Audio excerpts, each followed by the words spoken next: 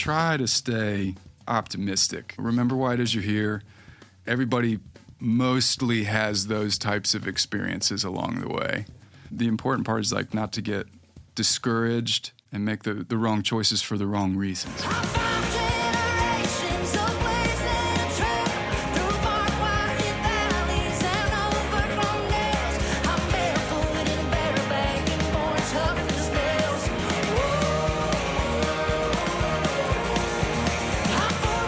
Welcome, everybody, to Nashville Drummers Podcast, episode 66. Today's guest is Matt Nolan, a professional drummer based here in Nashville, Tennessee. Since 2020, Matt has been the touring drummer for Lainey Wilson.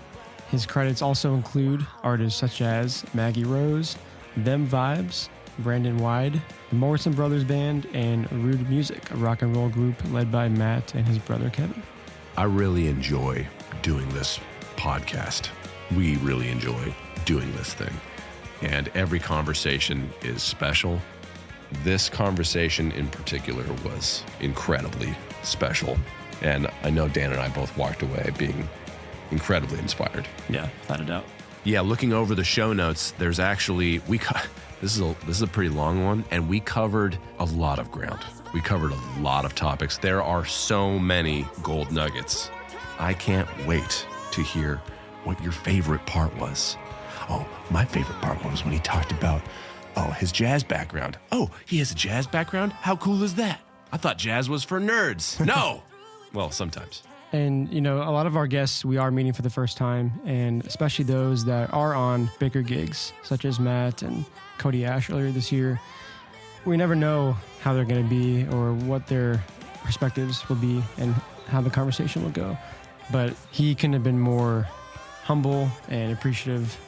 And just as Nate said, had such good advice. I mean, I really encourage everyone to listen to this one a few times and make notes and go to our chapter markers. There's just so much wisdom in here.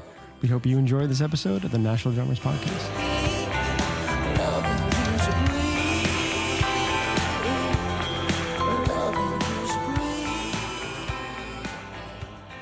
Anyway, hey. How you Welcome. doing? Staying warm? I'm trying to stay warm, yeah. Do you like that coat?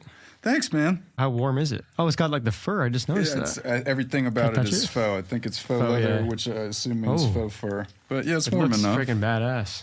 It's good. It's a good jacket. Thanks, man. Yeah. Yeah, it's been a chilly one. Mm-hmm. Just a little. But yeah, I don't know. We were talking about this when you walked in. I didn't really end up having to rearrange much on account of this instance of snow. Every other time, everything's got to get scrambled. Yep. But I was just hanging out. Yeah. It's nice to have. Sometimes, you know what? Sometimes even when I had a plan that I really have cared about, when I've had a snow day, the kind of like, I don't know, force reset that is. Like, you thought that you were going to do this thing and it felt important to you too. But guess what? Nature said no. Yeah. You're not going anywhere. There's no way to get out. My neighborhood, there's a hill. And, and getting out when it's icy is dicey. There we go. That's dicey. Nice rhyme. Yeah. So anyway, yeah. Sometimes Mother Nature says no. Yeah. That in years past, we've gotten snowstorms where we weren't able to get out of our own driveway. Yeah. Which is a strange feeling. It's kind of humbling. Yeah. I love it. I mean, I'm a New Yorker, so I'm like, bring it on. Yeah. Like the second that I got the text from work that work was closed, I was like, all right, I'm driving to a coffee shop, one that's open. Yeah. I mean, this Making a point to drive. Yeah, like in this most recent storm was, I'm not even going to call it a storm. No, it was 3 inches. I mean, the one in January was like legit. And I still drove and went sledding. Yeah. Got drunk. It was great. Nice. That does sound great. It was incredible. It was amazing. To be clear, I was drunk after the sledding, not during. Because it was kids and families there and dogs. You don't drink and sled. No. I was going to say the same thing. Yeah. DWS, you don't want that on your bikers. No. Yeah, you want to get written up for that. No. Yeah. I was riding one of those little children's like little baby tricycles, and I ran into the back of my friend's car, and they lived across the street from a school, and the custodian across the street doing some work looks over at me and goes, "That's a DWI." I was like, thanks, guy. I'm actually not drunk. I'm just an idiot. That's Nate. Just lost control. Yeah, that's just how it happens sometimes. When's the last time you lost control? I don't know. In the sense that, if a bad take is losing control, then like recently. Okay. In the studio. Yeah, sure. Yeah. Of a bike, it's been longer. You know, I've got a good streak going. That's good. But that really entails me not utilizing bikes really ever. Yeah. That helps with that sort of thing. That's true. Yeah, I feel like the less you do something, the less you mess up doing that thing. So the key to not messing up is just don't do anything. Completely avoid it. Yeah. You're going to have a flawless record. Yeah. Just stay inside. Yeah. Crushing it over here. Bike free. Zero This is losses. the kind of wisdom that our listeners have come to expect on this podcast. Yeah. They're hungry for this knowledge. Right. This is how you do this sort of thing. Yeah.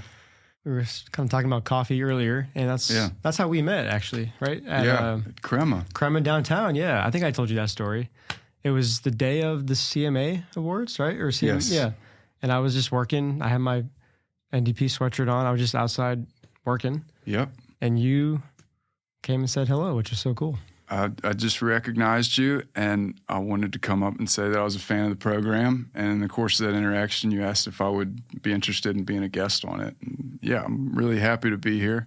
We're really happy you're here, man. I love what you guys are doing. I got onto the drum podcast thing like a long time ago. I was listening to any of them, regardless of whether I thought the hosts were particularly good at it or not. And y'all's is really interesting because I think if I were back, like, say, when I was moving to town and trying to figure out how to make this work, the people you guys are interviewing and what they're offering to, like, the listeners out there, I think is a lot more actionable than, say, listening to another, interview with Gad, which, don't get me wrong, I'm going to do. Yeah, Absolutely. But I don't know how many interviews with Gad would have helped me, like, make, say, the next step that was on my mind. And you guys have totally provided this, resource for everyone. So grateful to you both, and thanks for, having me here. It literally means the world to hear you say that. Yeah, thanks, Thank man. you. That's super man. cool. Yeah. When he told me about that interaction, he texted me and was like, "Oh, this is so." Or a cool, voice man." message or something. So Yeah. it was so encouraging because we made this thing as a passion project and it's now people are responding to it, and it just kind of feels like we're doing something cool. Yeah, man. And valuable, I guess. It's very cool. It's very valuable. I listen to pretty much every episode you guys, put out. Wow, man. Thank you. I've worked through most of the back catalog at this point. It's like I've learned something from everybody that was on here. So cool. Wow. Yeah, that's how we feel. Like every guest is unique, and yeah, man. There's a lot of crossover, of course. I mean, we can only talk about Broadway so much, but well, I learn a lot from the guys that talk about doing that, man. Yeah, well, absolutely. Thank you for saying that. And of course, by the way, I knew who you were. I don't know if I said that. Like when you came up to me, like I knew who you were. Really? Like, I mean, you've been on our radar. Would never have guessed. Maybe in that exact moment, it took me a second. But when you said your name, it's like, okay, I know. This is cool. That's crazy, dude. It is crazy. So, drummer with Lainey Wilson, of course. Just finished that day, so we met, and then you were off on TV that night. How did that all happen? Yeah. So I think what we were specifically doing at the coffee shop at that moment is we were getting the one parking pass or two parking passes for the whole band. And then we went over and we did our rehearsal and kind of just hung out on site until the thing actually happened. But yeah, man, that's always a pretty crazy event just because as arenas go, Bridgestone is not the biggest arena there is. No. And so when you cram like that many celebrities into a small place, there's no telling like what you could encounter back there. And in our experience, everybody's really nice most of the time. That's great to hear, actually. Yeah. But, with the TV thing, you always have to be on your toes. The schedule is never what, they say it's going to be in advance. So you're sort of in ready position most of the day. Yeah. And you just hope that all the tech infrastructure works the one time it really counts. Yeah. And then there's just funny stuff that happens. Like Don Johnson held the door for me at some point during that day. And you're just like, you know, I'm not going to go and say that was life-changing, but like that doesn't happen most of the time. It's it's certainly a niche experience. Yeah. He was cool. That's awesome. Held the door for you. I'm going to tell my kids about the time Don Johnson held the door for me. Yeah, like all that to say, you end up doing some kind of interesting double takes at those things. Yeah. But everybody's cool. And you guys had a killer performance. It was just it was the 4x4 by you was the performance, right? And that was the one with all the strings. So our fiddle player, Sav Madigan, called her whole band and greater string section in. Caitlin Coral was also, remember Caitlin from the Music City Drum Show? We met her. Yeah. Yeah. And she was also at Coffee with you guys, right? Yeah. That all makes sense, yeah. Yeah, they all played with us for that occasion, and Caitlin actually subbed for Sav on acoustic guitar, like what she would ordinarily play on that tune, so that Sav could play strings and do something. But yeah, that whole performance turned out really cool. That was a special one where we did something really different with an existing tune. Yeah. And yeah, it went good. How many years now have you played CMA? I think that's just the second in a row. Okay. Yeah. We've done a couple of the ACM awards, a couple of the CMTs, and a couple of the CMAs. But I guess it's really only 2 years. Yeah. Yeah. Does it feel differently the second time? Are you less nervous? Yeah, for sure less nervous. Yeah. Yeah, more comfortable, like I was talking about running into Don Johnson or something like that. Like you're not so thrown backstage knowing that everybody's back there. And for a lot of those events, all of the artists' bands share one like giant dressing room. Really? And the first year we started doing those, like we didn't know anybody, and it was, you know, if say Dolly Parton's playing that night, she's probably going to have some heavy hitters there backing her up. You're crossing paths with these people back in that dressing room too. So if the television aspect of it wasn't throwing you, then like, you know, being back there with session players you've heard of and all that sort of thing, that might. Yeah. But yeah, everybody's really nice and cool, there to get their job done the same way you are. And at this point, the vibe's like very comfortable. Yeah. Which is nice. Because, yeah, if you think about it, you can put as much pressure on yourself for those occasions as you feel like. You know, it is a television thing. Well, you know, it's kind of cool to hear you say that, because I think probably the perception would be that you've got obviously a fantastic gig. You're a guy. You're one of the dudes. You know what I mean? So that's, for you to respond to that situation that way is very humble, and I think that's very cool. Oh, man. No, I don't know. You know, maybe we're new enough at this to where nerves and that sort of thing are still something you think about from time to time. Yeah. If anything, like these years with Lainey have been really good for everyone's nerves, in the sense that you just have to get used to some things that might have made you real uncomfortable recently. And yeah, it's strange, like as people, the things you can get used to. You can get used to playing music on stage at a football stadium in front of a crowd of people. The first time we did that, I was completely thrown.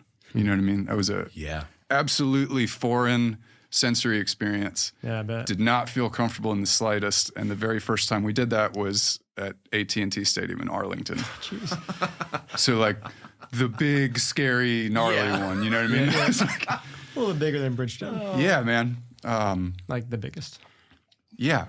So experiences like that. Talk us through that experience for a bit, if you don't mind. Like, okay, so how'd you get through it? Did it go by quickly? That kind of thing. Lightning fast. Yeah. That particular gig was, I guess, in 2023. That was while we were opening for Luke Combs. Yeah. And he was doing a tour of Saturday headline shows at football stadiums. And it started in Dallas. And so, yeah, we had played in arenas, basketball stadiums, large amphitheaters, you know, before opening for people. Never a football stadium. And of course, that's like maybe among the three biggest ones, I think. Yeah. And it was totally sold out. So, yeah, it just looks different, man. Yeah. It looks really different. Bet. And like you said, like the sensory, like everything just I felt and sounded different. yeah, a room that big with a roof is a different thing than any other big room with a roof.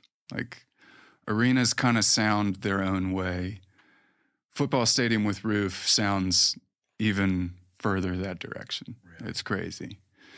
And so, yeah, it kind of sounds foreign to you. It looks foreign to you. The stage is understandably pretty big.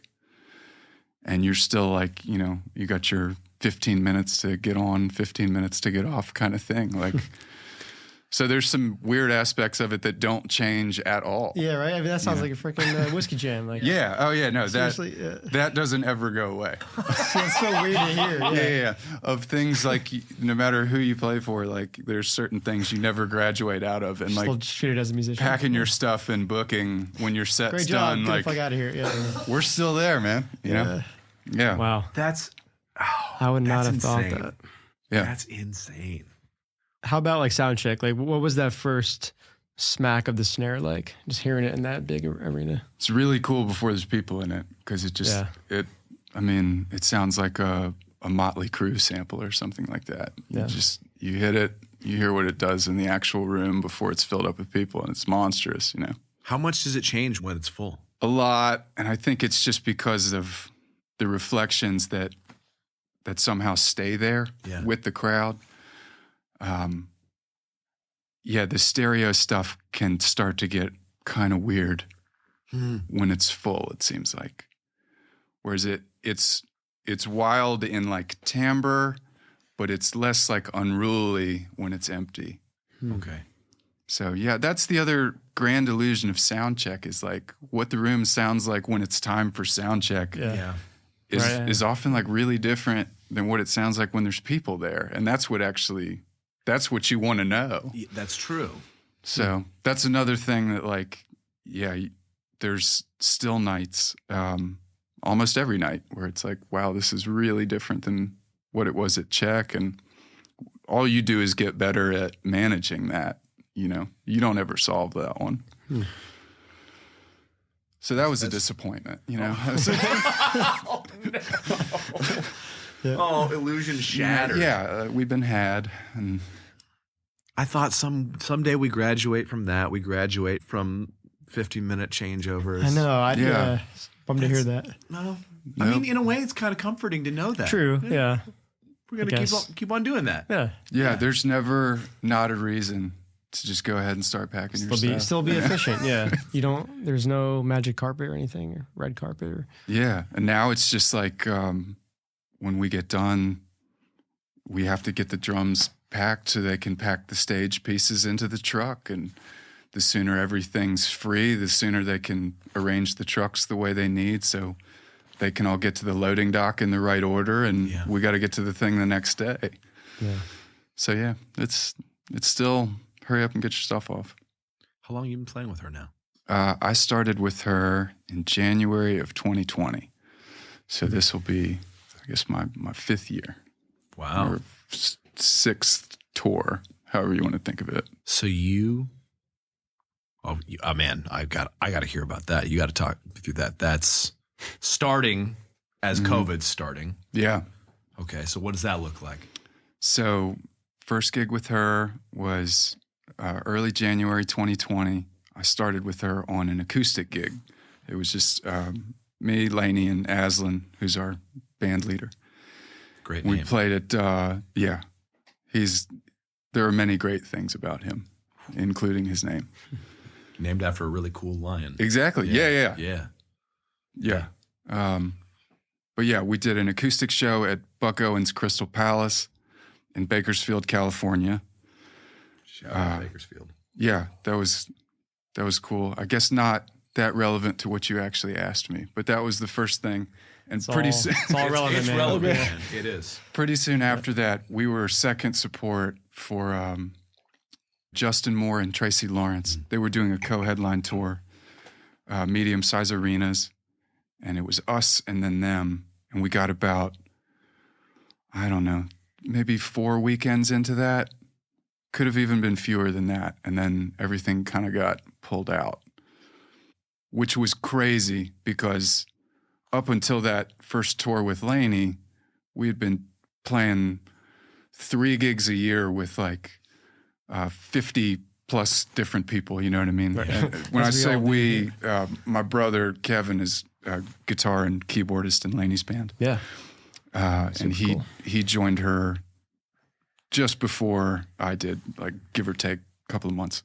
Anyway, we had just been, who has work will be there, you know?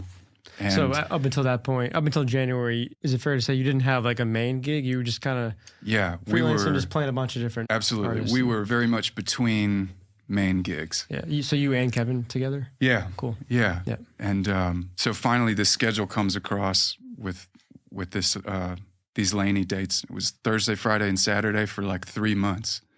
We were like, yes, absolutely, we were there. Gotta love that consistency. Killer. Yeah, we Yeah. get 3 weekends in and, gone. Yep. But, everybody took their lumps through that whole thing. It was just a bizarre time.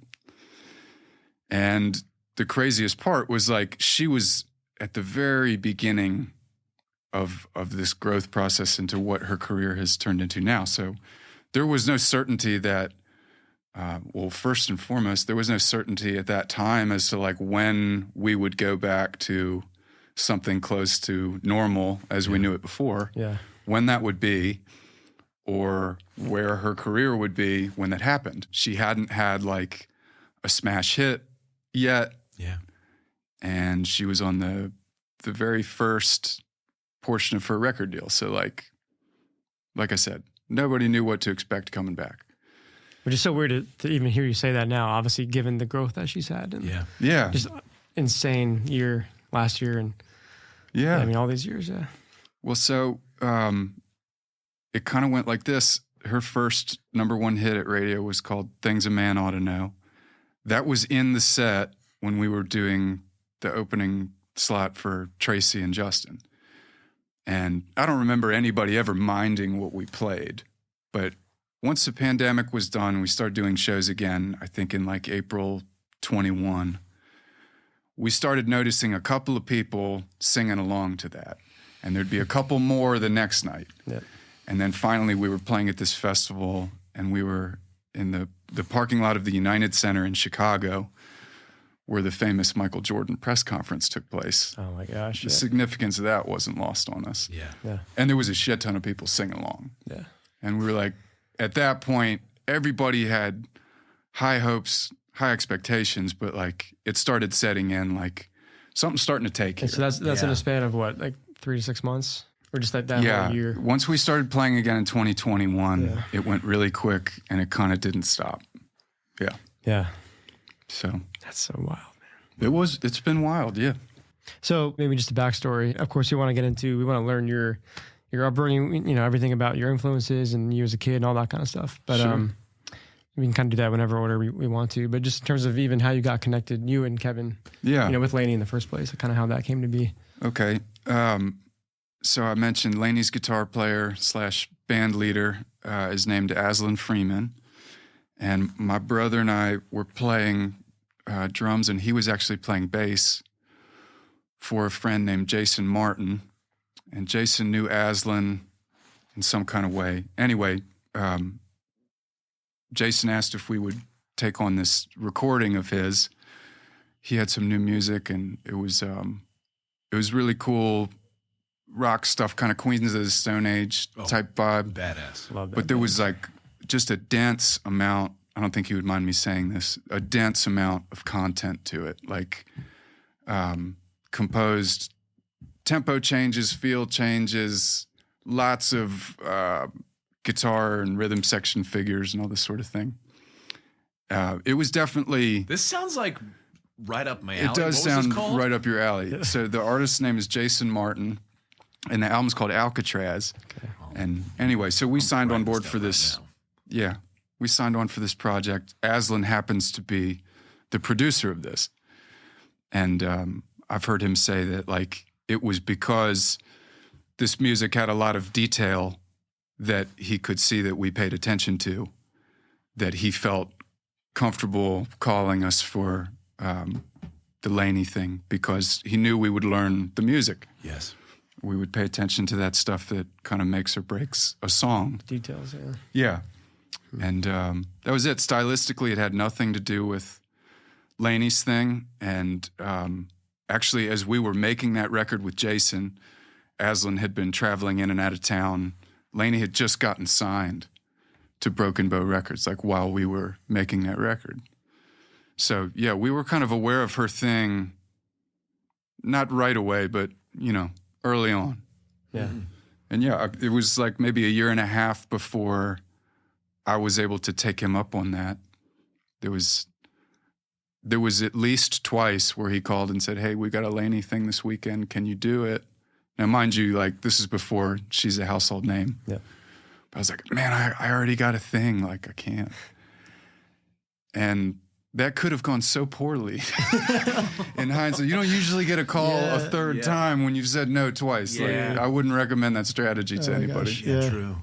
Well, and So- I have to say, an interesting response to hearing. I haven't heard this material yet at Alcatraz, but when you're like the way you're describing it, the parallels between what you're playing now and that are.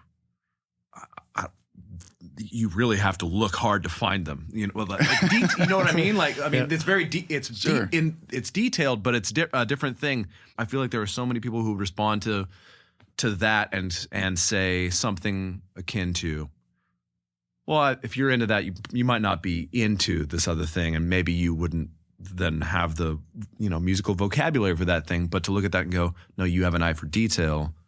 I think you're perfect for this situation is a really interesting take, and I happen to agree with it.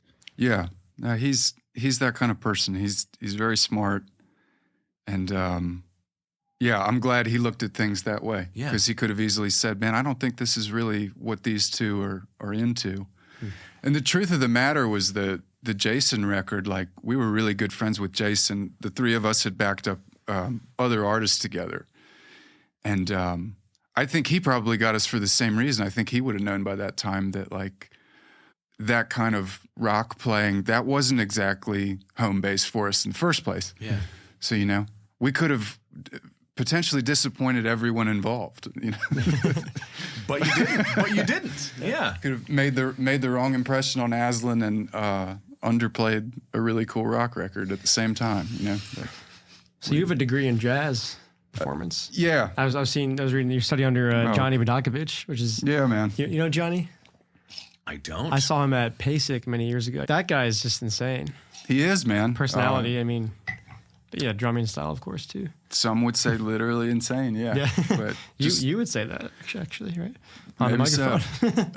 No, I'm not trying to put any pressure. No. Yeah. He's just the greatest guy.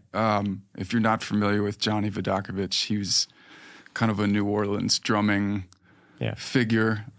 Legend, I think, would be appropriate. And he played with lots and lots of heavy hitters in the 70s and 80s especially. And then since then, he's become like a local institution. He's like the drumming, but also just kind of musician guru around town. And he's taught some pretty notable people, like Stanton Moore was a Vidacovich guy. And I should have looked it up, but it's also possible that he might have taught Brian Blade for a second, but I don't know that for a fact. Brian also went to Loyola, where I went. Stanton went to Loyola, but I don't think Brian was even a music major when he was there, and I don't think he was there long. Interesting. But I would be curious, I'm sure they know each other, like, still. But I don't know if there were any lessons going on. Yeah. We all love Brian, right? Yeah. You gotta love Brian. Brian might be just the GOAT. Yeah. And I realize there's schools of thought on that, but like every time I try to argue otherwise, like I hear something else, and I'm just like, man, I think it's GOAT. Yep. I think it's Brian, man. Yep. Who's your short list? Let's talk through inspiration. If you're Cool. calling Brian the GOAT, I'm wanting to hear more about who inspires you. Yeah. Okay.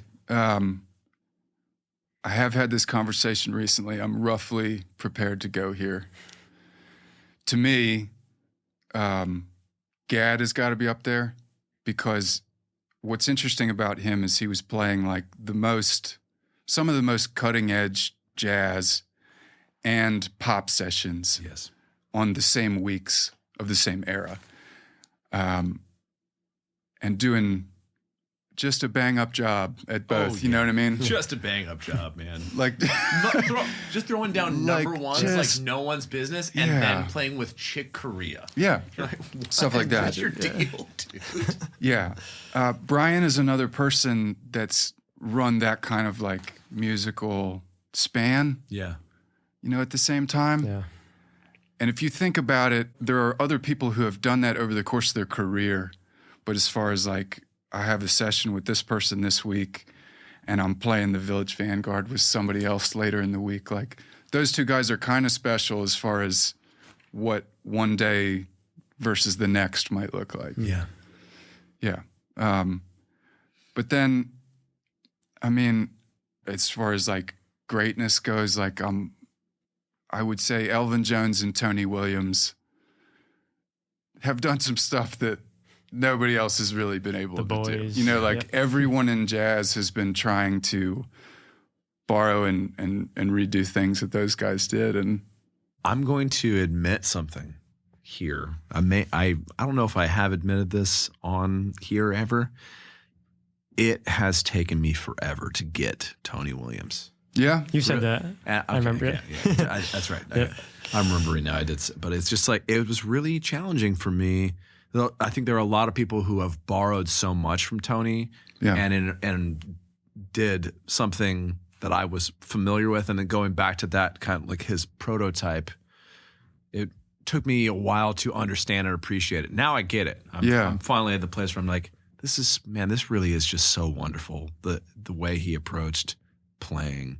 yeah. So different. Okay, I see how he's thinking about these things melodically, and it's a beautiful thing. But it took me a very long time. Elvin immediately I was like, oh yeah, this is like crack for me. I love everything about this guy's playing. It's awesome. Sure. Yeah, to an extent, I guess they're very different approaches Yeah. to music with similar intents, and like the era lines up. I think they were about 10 years apartish in age, maybe even more than that. Yeah. But yeah, I think with Tony and Elvin, and like we talk about this sometimes, we're kind of spoiled because we heard all the generations of things that came after those guys, Yeah. and in no particular order. So like, what would your impression of Jimi Hendrix be if you heard Stevie Ray Vaughan like a lot and first? Totally. And I did. You know what I mean? Yes. Right. Yeah. So like Yes. those kind of things, I wish I could go back to live through the chronology of like, music history since the 50s. Yes. Because like, what was Sgt. Pepper like the my day it gosh. came out? Oh, I know. Like, it was pretty awesome the day I first heard it, but like the day the world first heard that, That's so true. that would have been like a mind fucker, dude. Like, we will. It's one of the reasons why we probably will never have another Beatles. Yeah. Probably not. I don't think we can. yeah, Because that record was so different. That was really so far out in left field and yet so accessible. It's crazy. yeah, agreed. But to finish my point about Tony, like, I think when those first Tony Williams Lifetime records came out, I think relative to what else was out there at the time, I think we would have been fully mind blown. Yeah. When Believe It came out, the first one with Alan Holdsworth, I think that one like really had everybody just floored. Yeah. You know? To hear Elvis, live. Oh yeah. Same any of thing, these right? things, man. Yeah. It's really cool to listen to him still, but like to have been there when everybody was taking it in for the first time. Like, that's the stuff that I'm really just jealous of. Yeah. I was looking at this earlier today, man. I have a Beatles, like a tear-off desk calendar. And the image for yesterday was a ticket stub from the '64 tour when they played the Washington Coliseum. I didn't realize until yesterday, looking at this calendar, that that was their first U.S. tour show was in Washington, D.C. No kidding. Yeah. I knew they played there, and that's more or less where I'm from. But Yeah. I didn't realize that was their first U.S. date was in Washington. Wow. Yeah. I did not know that either.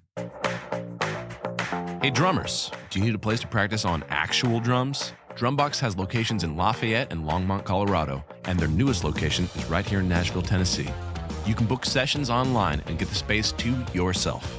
Each Drumbox location is fully equipped with 2 kits, cymbals, hardware, and even sticks are provided. 30-minute, 1-hour, and 2-hour sessions are available at www.drumbox.space. Use the coupon code ANDP25 for 25% off your first session.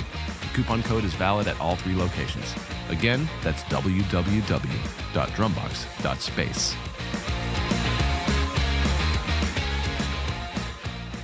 Let's go back there. So born and raised in Maryland. Yeah. Been drumming since the age of 10. Yeah, give or Talk take us through 10. your early upbringing for you and kind of what that high school experience, how that eventually would craft the player you are today. Okay. So I grew up in a musical household, but no actual musicians. So my dad was a record collector, and he was the type of listener who could tell you who the session players were on everybody's records and more or less like what year things came out, what label people were on.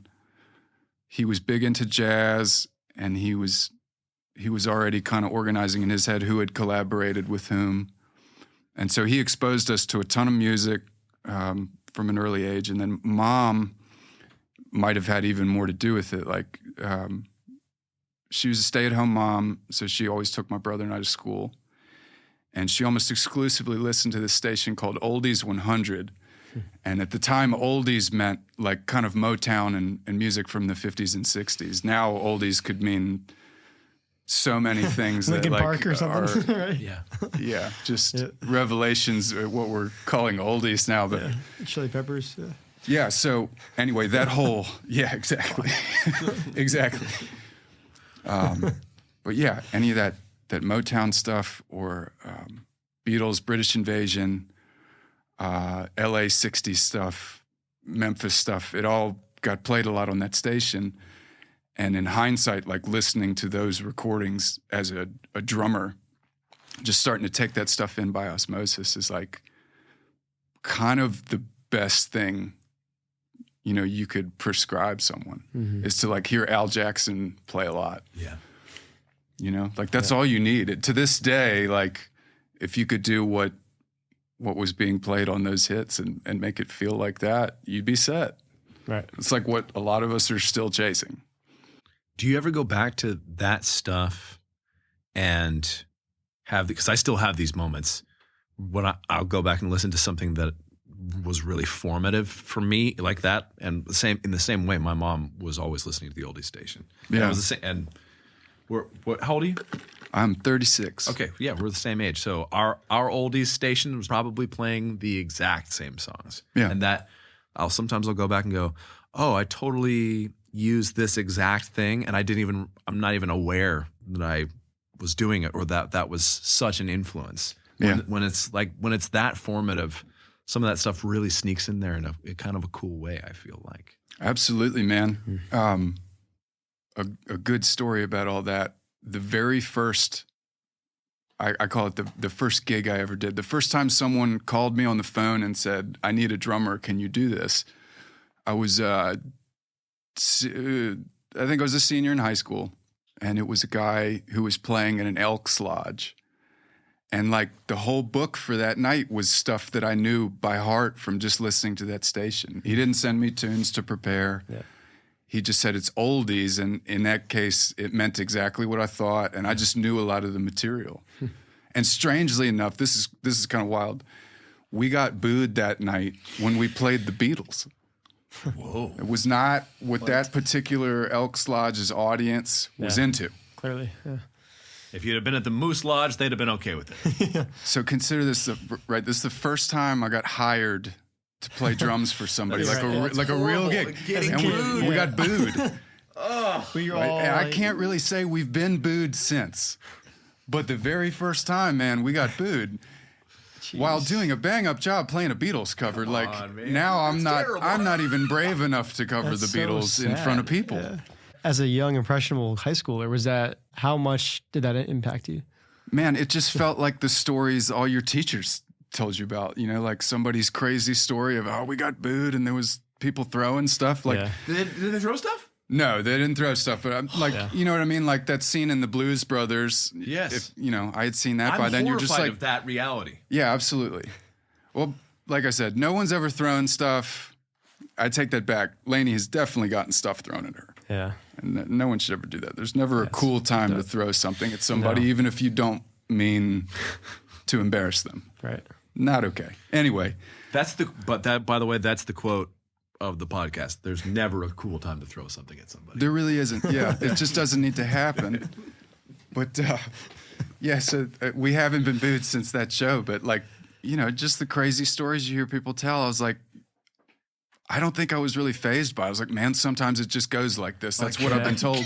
And I'm trying so hard to look like I belong. I'm 17, in a members only smoking inside lounge, man. I'm just like, we're having a tough one tonight. I'm acting like, I've been doing this forever. Yeah, you're already seasoned. Yeah. You go out and sometimes it's like smoke this. a cigarette. Yeah. Meanwhile, I've seen some shit, man. Yeah. And then right after that, we play just as an earnest version of something by CCR, and they loved it. The only thing they didn't like that night was the Beatles. I don't know. So it weird, wasn't it was just interesting. Yeah. Some people, the Elks, hate the Beatles. And here's the thing, I'm about to be related to some Elks, and they seem cool with the Beatles. Yeah. So Full circle. There you go. it's specifically something in that one, you know? Yeah. My uncle was an elk, my grandpa was a moose. Okay. And the difference in their personalities was stark.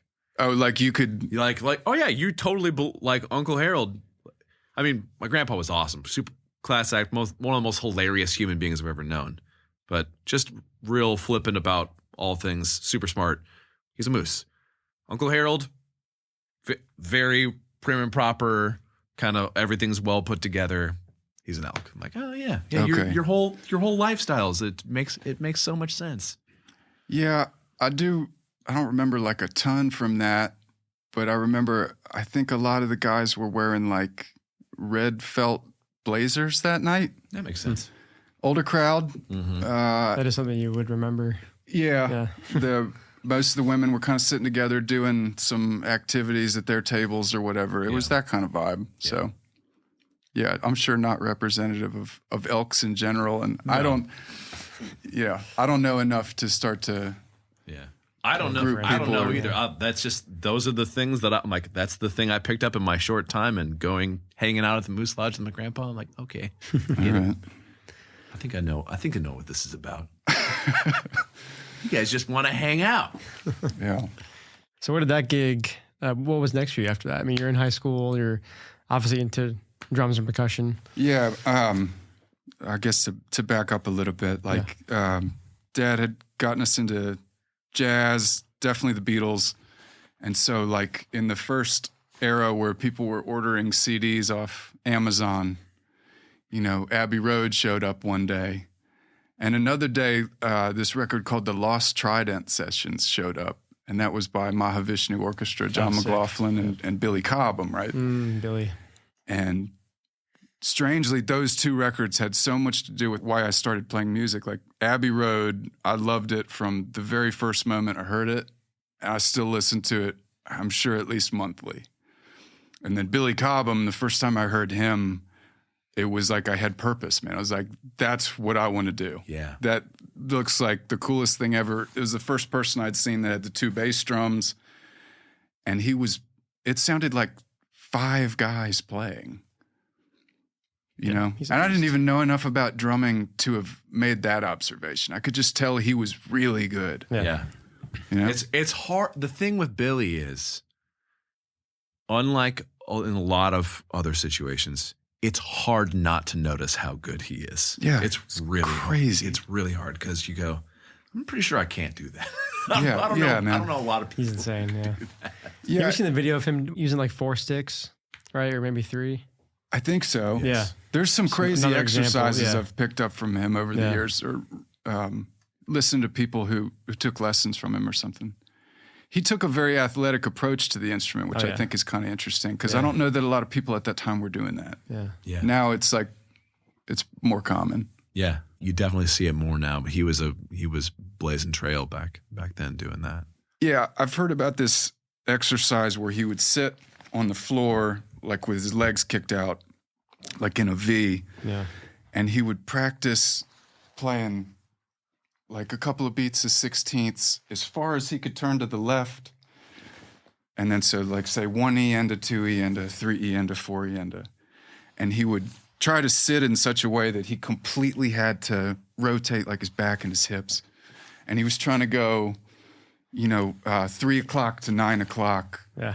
quickly, doing that. And that's how he was hoping to better negotiate this monster kit where he did have to turn a lot to get to all his stuff.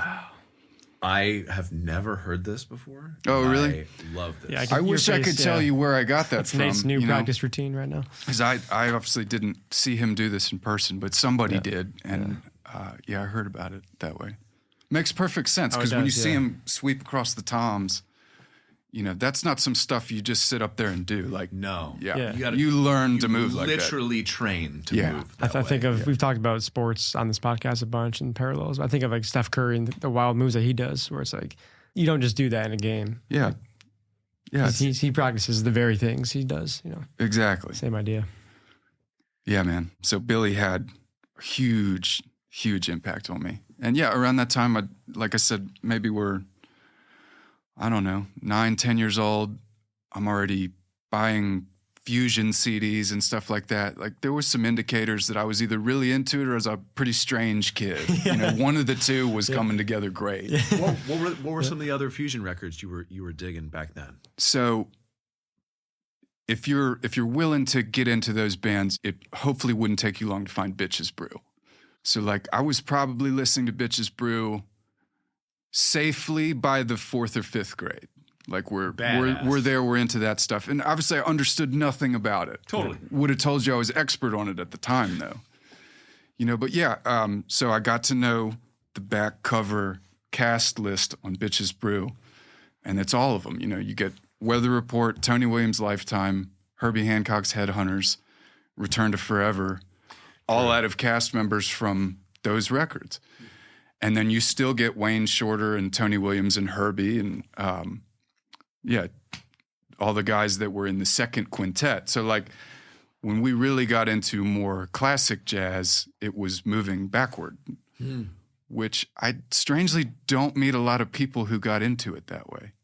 I don't know where everybody else is getting into like 4/4 swing, but ours came from rock and roll to fusion to that, like starting in the 70s, moving backwards. That's good exactly my experience with it. Yeah, I mean, it makes total sense. It's funny. I do meet a lot of people and they're like, no, I definitely didn't start listening to fusion first. Yeah. I feel like I connected with that because my dad's a guitar player, and so he Cool, listened man. to like a lot of Jeff Beck and stuff like that, and we Dude. listened to that kind of fusion, and so I grew up around that, and more as in my adulthood, I've done it as a study. I'm like, I need to go back and understand swing. I Yeah. really need to get it, and the depth that is available when you really study and understand swing is what makes really great fusion playing possible. So Yeah, man. I'm sure you know that. I don't know if I'm much good at it, but I know it when I hear it. And yeah, all those guys they came up, with the same stuff. Well, and okay, so you're moving backwards. So you came from this wild fusion thing, and then you hear Tony or you hear Elvin. Do you remember what the first kind of step backwards for you was? Yeah, I probably would have been Kind of Blue. Okay. Because at that point, Miles was already really cool. And even though jazz didn't make a lot of sense, like the amount of swagger Miles played with, I think is something a lot of rock and roll fans have found like easy to tap into. Yeah. So yeah, it was definitely Miles. And then Coltrane was like senior year of high school. It started to like really make sense. But yeah, for a while it was a Miles thing. Like I had a rock and roll record collection. I had like soul records and R&B and stuff, but jazz was like mostly Miles for a while. Yeah. Or that, the other fusion bands that came from the Miles thing. But yeah, you mentioned Jeff Beck, dude. Wired. That record, I mean, still has us totally messed up, but that was one of the early ones I got. Michael Walden's playing on that. It's so crazy, man. Insane. There's oh my gosh, that's such a great that one, and Wired and Blow by Blow. Yeah, Blow by Blow was the one. My dad's like, oh, you got to get into this record. It's so the stuff he's doing with the guitar. It doesn't even sound like a guitar. It doesn't make any sense that a human being can play a guitar and make it sound like this. I'm like, oh man, this is really nerdy. I love it. That's so man. Cool. We strangely, my brother and I got hip to the Blow by Blow like a little bit after. Yeah. But Wired was pretty early on. I think because Dad still had a copy of it left on vinyl, and he's got the white Strat on the cover. But that was like that's the that coolest was cover. Red Les Paul era Jeff Beck, which is like attitude. That's where it's kind of at. Dude. Yeah, I mean, everything he plays is incredible. It's weird when you start listening to music seriously, and the guys that you're most interested in guitar playing wise are like John McLaughlin and Jeff Beck, because I've still, all these years later, I've never heard anybody else sound like either of those dudes. Nobody. There's nobody that sounds like either one of those guys. Yeah. But we were into that stuff. We were really into the, the guitar players and all that sort of thing. So, yeah, man. So you've got all these CDs and vinyls coming to the door. When did the drums physically show up? What was that first kit? I had like a Sears kit. Sears? Or like a department store kit, like a first act type deal. And that's, life was not long, We just absolutely beat it into the ground within, I think, a couple of months. So maybe, it was a Christmas present. There was my first guitar and my first drum set that showed up one year, and my brother and I both kind of played the drum set in our free time. Neither of us really had a way to get around on that guitar for a while. Yeah. And he eventually started to take to that. By that point, I had made enough progress on drums to where like we could play together. That's cool. And that was the way it went from there. But yeah, and then by like high school, at our high school, you could pick whether you wanted to take art class, music class, chorus class. And yeah, of the three, it was like easy decision. Like, I want to do something band related. Yeah. I wasn't much of a singer at the time, and the worst visual artist anyone has ever met. Not even a little bit talented in that way, Oh, yeah? No. So that was an easy decision. And yeah, the band director at our high school, his name was Chris Flannery. He just became like my absolute mentor. He himself was a percussionist, performer, like great drummer. And I would definitely not be here were it not for that convergence. Like he's the reason I was able to get serious about it. He was the first one to pull me aside and say, hey, look, man, like if you want to make something of this, you got to get serious right now. Because all the other people in these music schools have been playing with professional instruction since they were 5 and 6 and 7, and you don't know how to play all the rudiments yet. And I bet your scales are pretty shaky right now. So like you need to back up and, really, really start over. Yeah. And so, started taking snare drum lessons and then jazz and like salsa drum set lessons. Oh, cool. Was taking mallet and timpani lessons. All these things I thought you were going to have to be able to play all of that stuff to get into music school. And by the time music school came around, like luckily all you had to do was worry about drum set if that's what you wanted to major in. Yeah. Because I wasn't phenomenal at the other things. Like if I had time, I could learn whatever you put in front of me. But my reading on mallet instruments, terrible. timpani wasn't that bad, but But yeah, never marched or anything like that. We didn't have a marching band. Yeah. So I have no drumline background, and I spend a lot of time to this day like on my hands because I didn't have that, kind of like it wasn't fundamental to me the way it is to so many other people. Yeah. So yeah. You've heard of Drum Supply, but you gotta see their shop. It's a drum shop experience like no other. They're packed with all the gear a working drummer needs, and so many parts, noise toys, and accessories. It's a toy store. Curated cymbals, kits, and snares. The hands-on percussion room is nuts, and their custom shop work is fast and affordable. Andy and the guys know their stuff, and they're ready to help. And the big news? They've just moved to an awesome new location near the corner of East Trinity Lane and Dickerson Pike. Still in East Nashville, just a couple miles from their old spot, the all-new Drum Supply is twice as big, featuring a dedicated cymbal room, a lesson space, and even more drum gear than ever. Go see the new Drum Supply shop for yourself. Now open 11 to 5 at 2211 Dickerson Pike and online at drumsupply.com.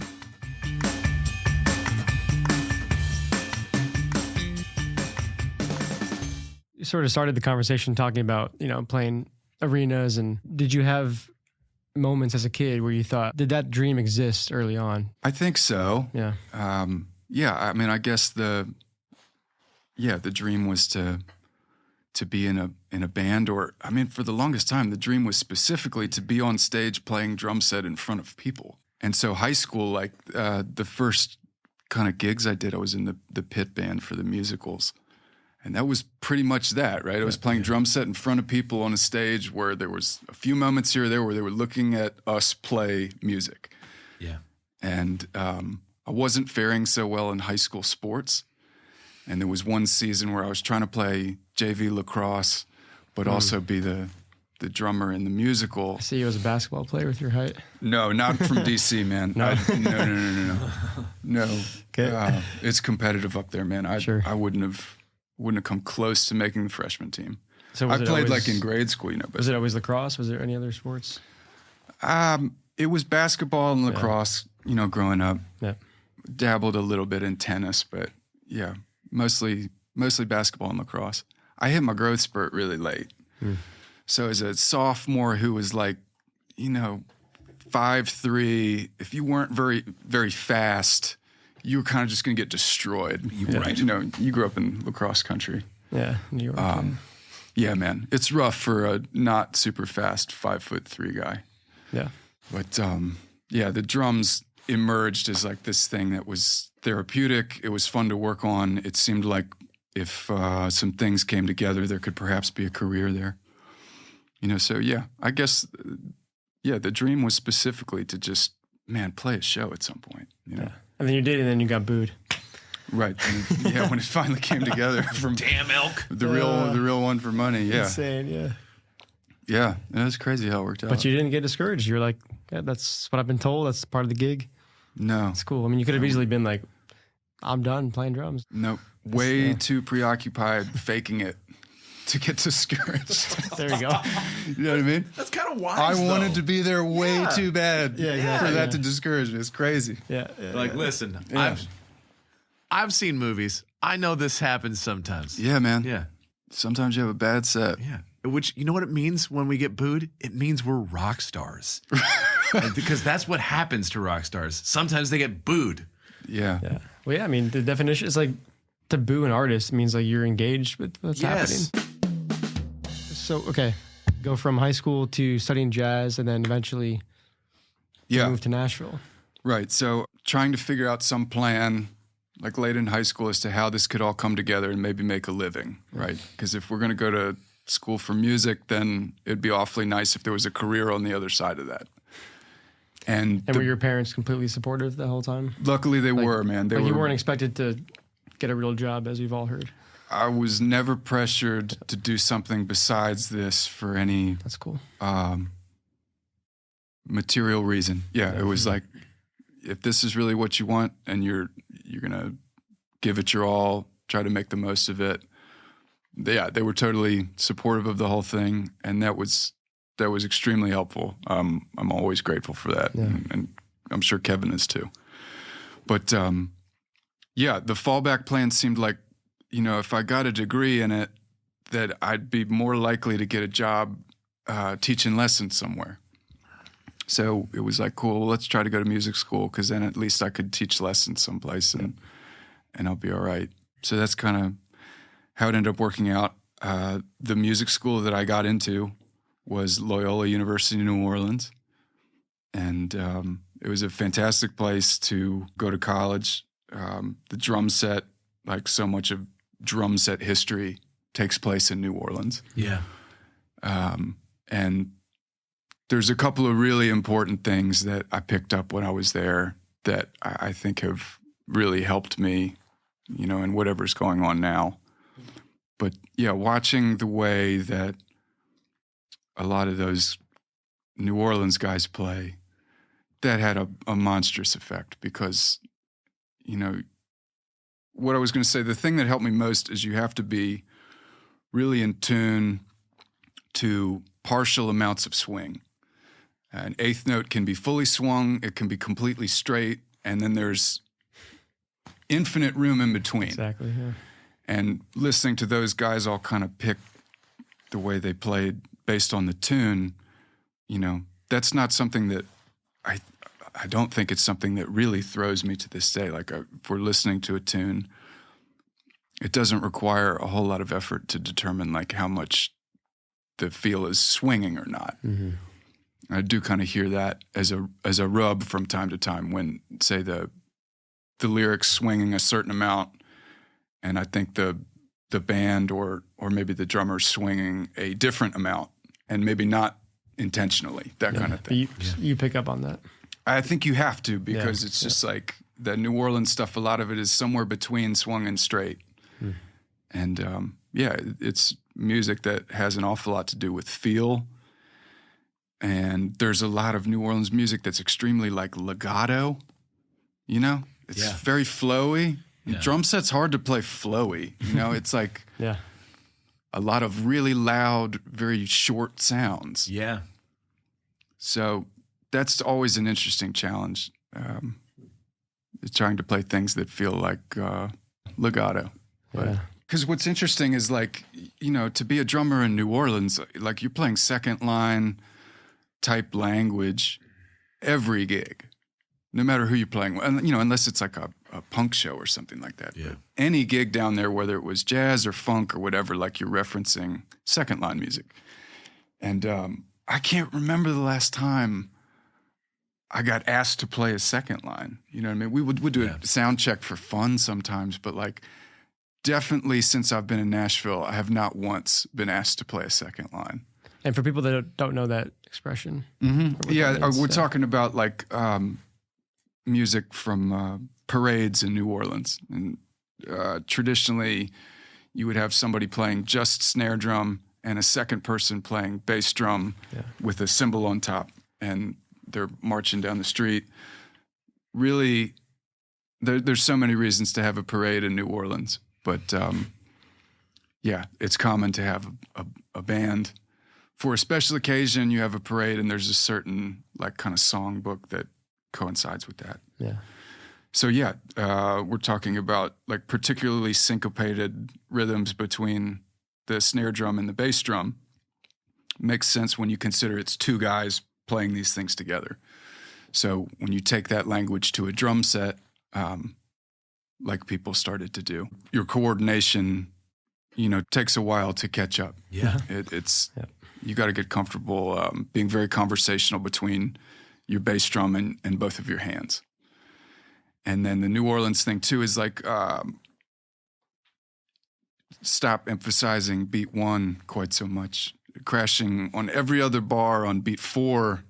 That's kind of where it's at. And maybe that's something that probably ended up in New Orleans music through like the Caribbean, kind of styles. I love salsa music. It's all big beat four. Like, and beat one is invisible a lot of the time. Yeah. So which I just love, because it's like, they don't have to spoon feed me the one. Right. You feel the one, even though nobody's playing it. It's heavy. I'm like, that's the heaviest silent one I've ever heard in my life. Yeah, exactly, man.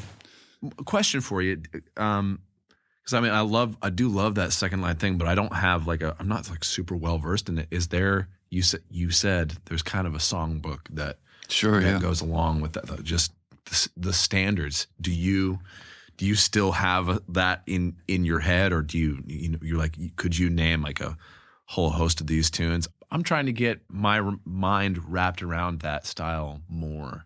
Totally, man. Yeah, there's 3 or 4 artists that would be a really effective starting place for that. I'll tell you the same thing. My first drum instructor in college, his name was Wayne Moreau, just nasty drummer. He's still nasty drummer down there. He toured for a long time with a guitar player named Walter Washington. He was like one of the New Orleans guys who did a lot of U.S. touring and had a real thing, and all that. But Wayne was a machine at really whatever style you put in front of him. And he pointed me to these records by a trumpet player named Leroy Jones. And Shannon Powell is the name of the drummer who's playing on those.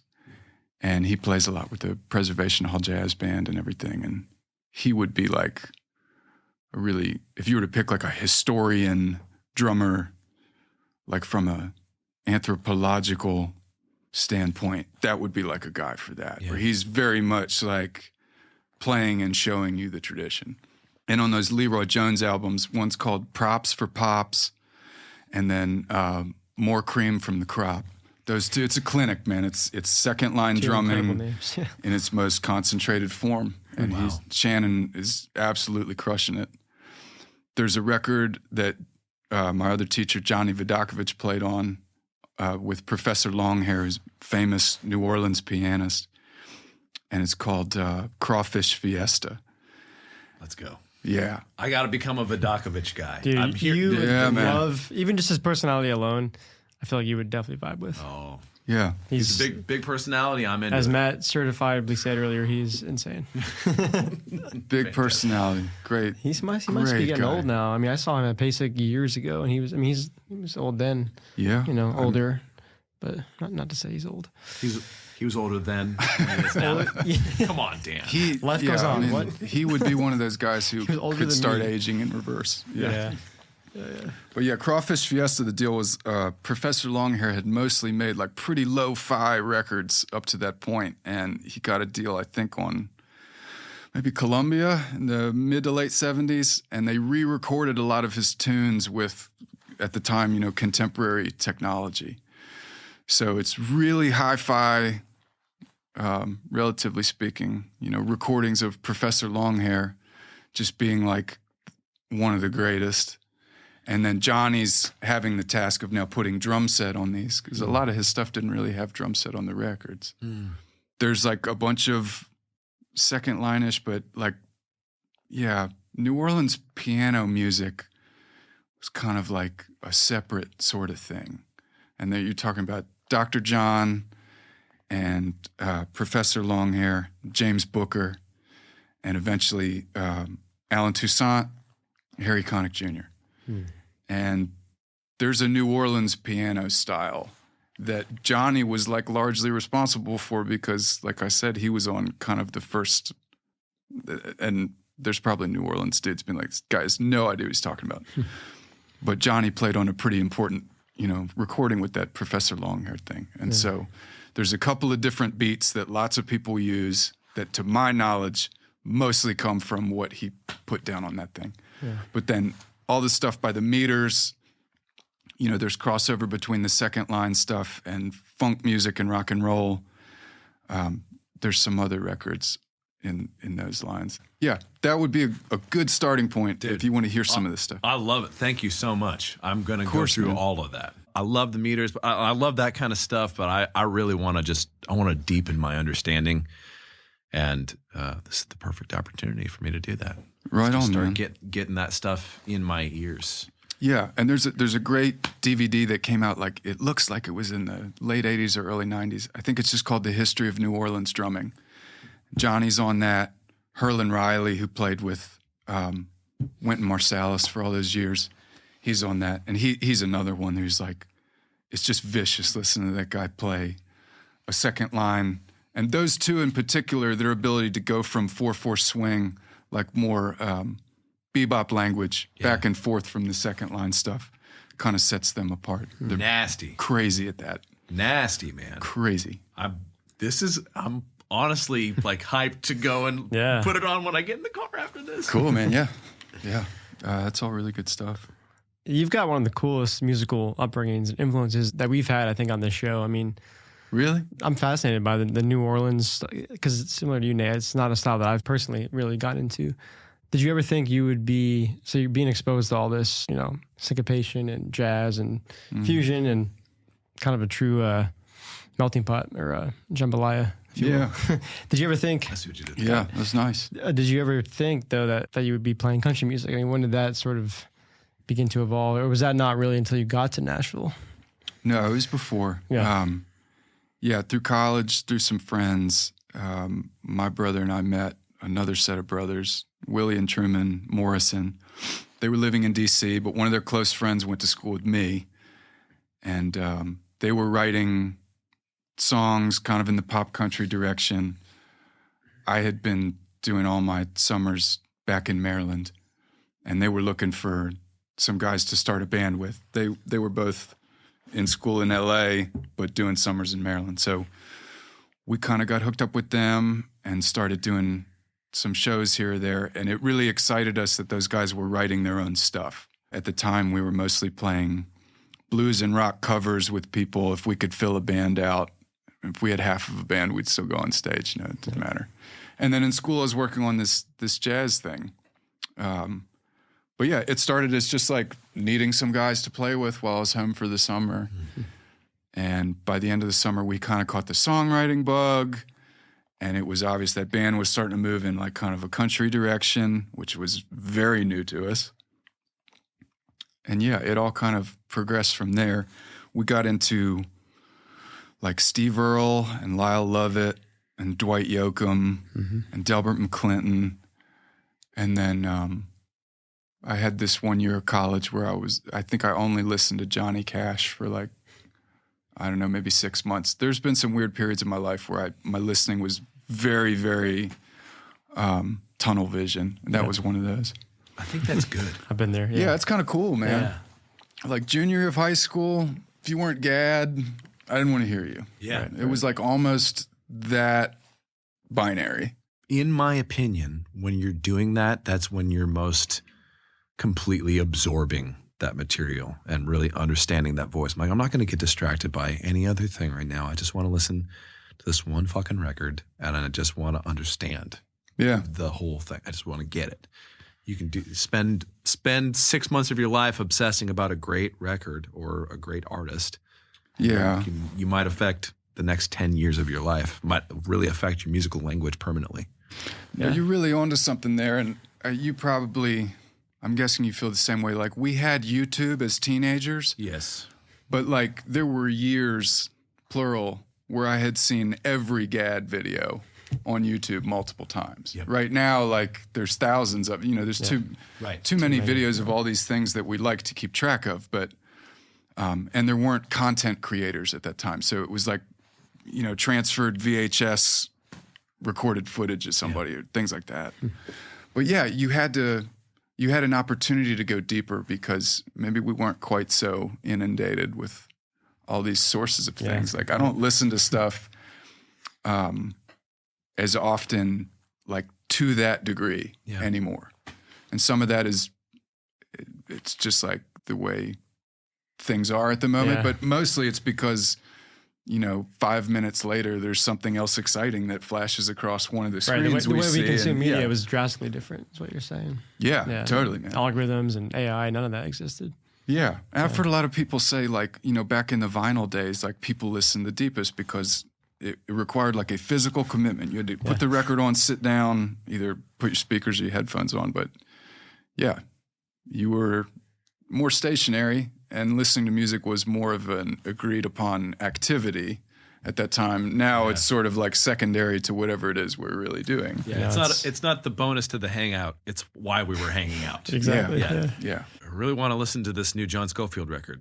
Can we shut the fuck up for 45 minutes so I can just listen to this record? Thank you. Yeah. Yeah. Yeah, not everybody's ready to go there, you know? No. I mean, Not everybody's interested in going there.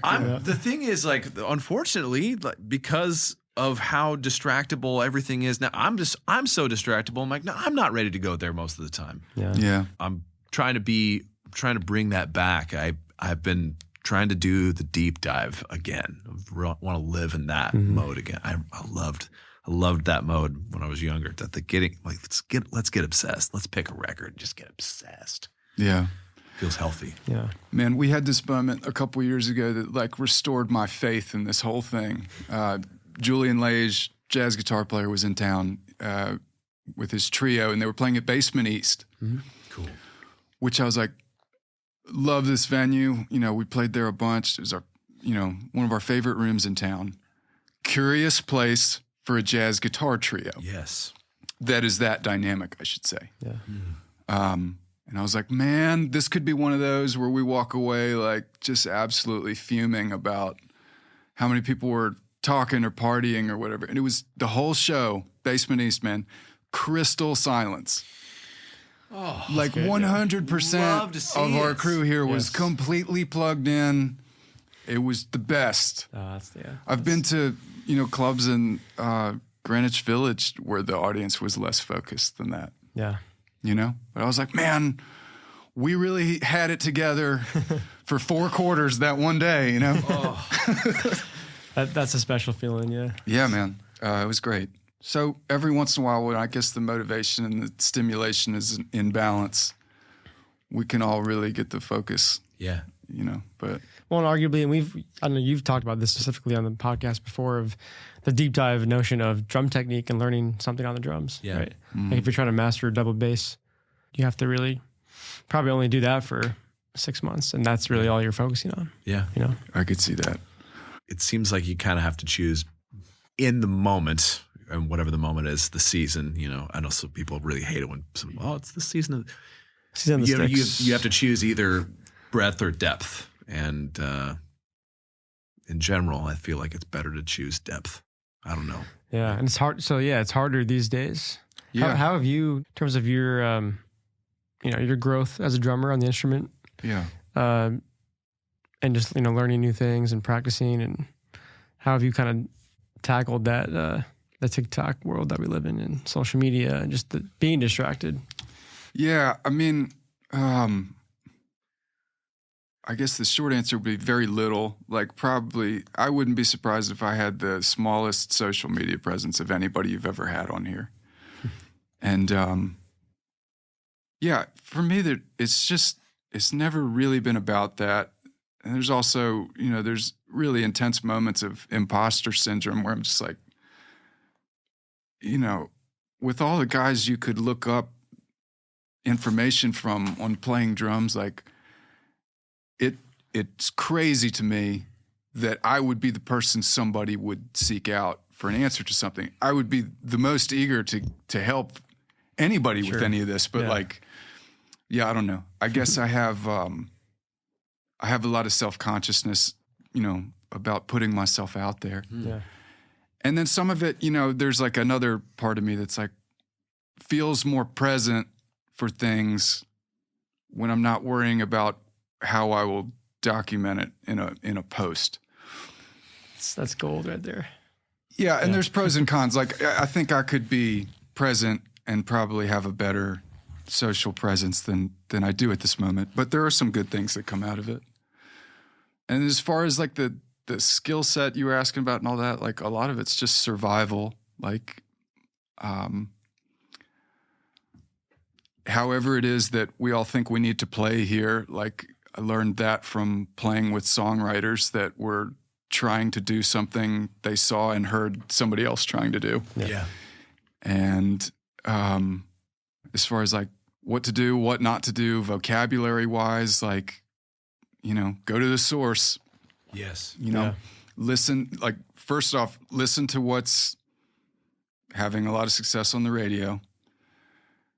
Take the extra step and go figure out who the surprisingly small group of people were that are responsible for playing that music Yes. that has become so popular, and then figure out every other thing they played on and try to start to understand it. Yeah.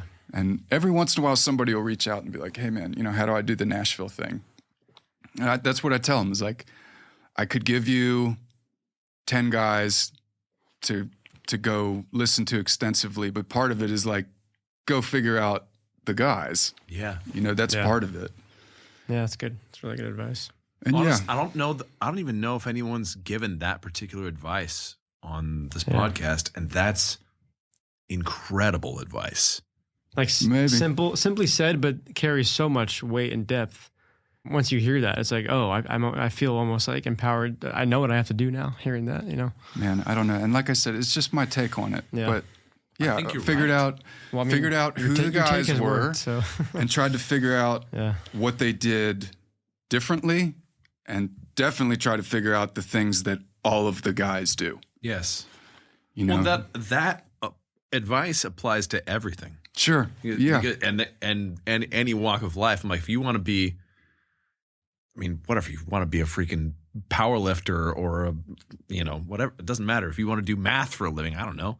You find who are the guys doing it, and then look at what they're doing and what they did, and start figuring that out. Yeah. Look at the guys. What are they doing?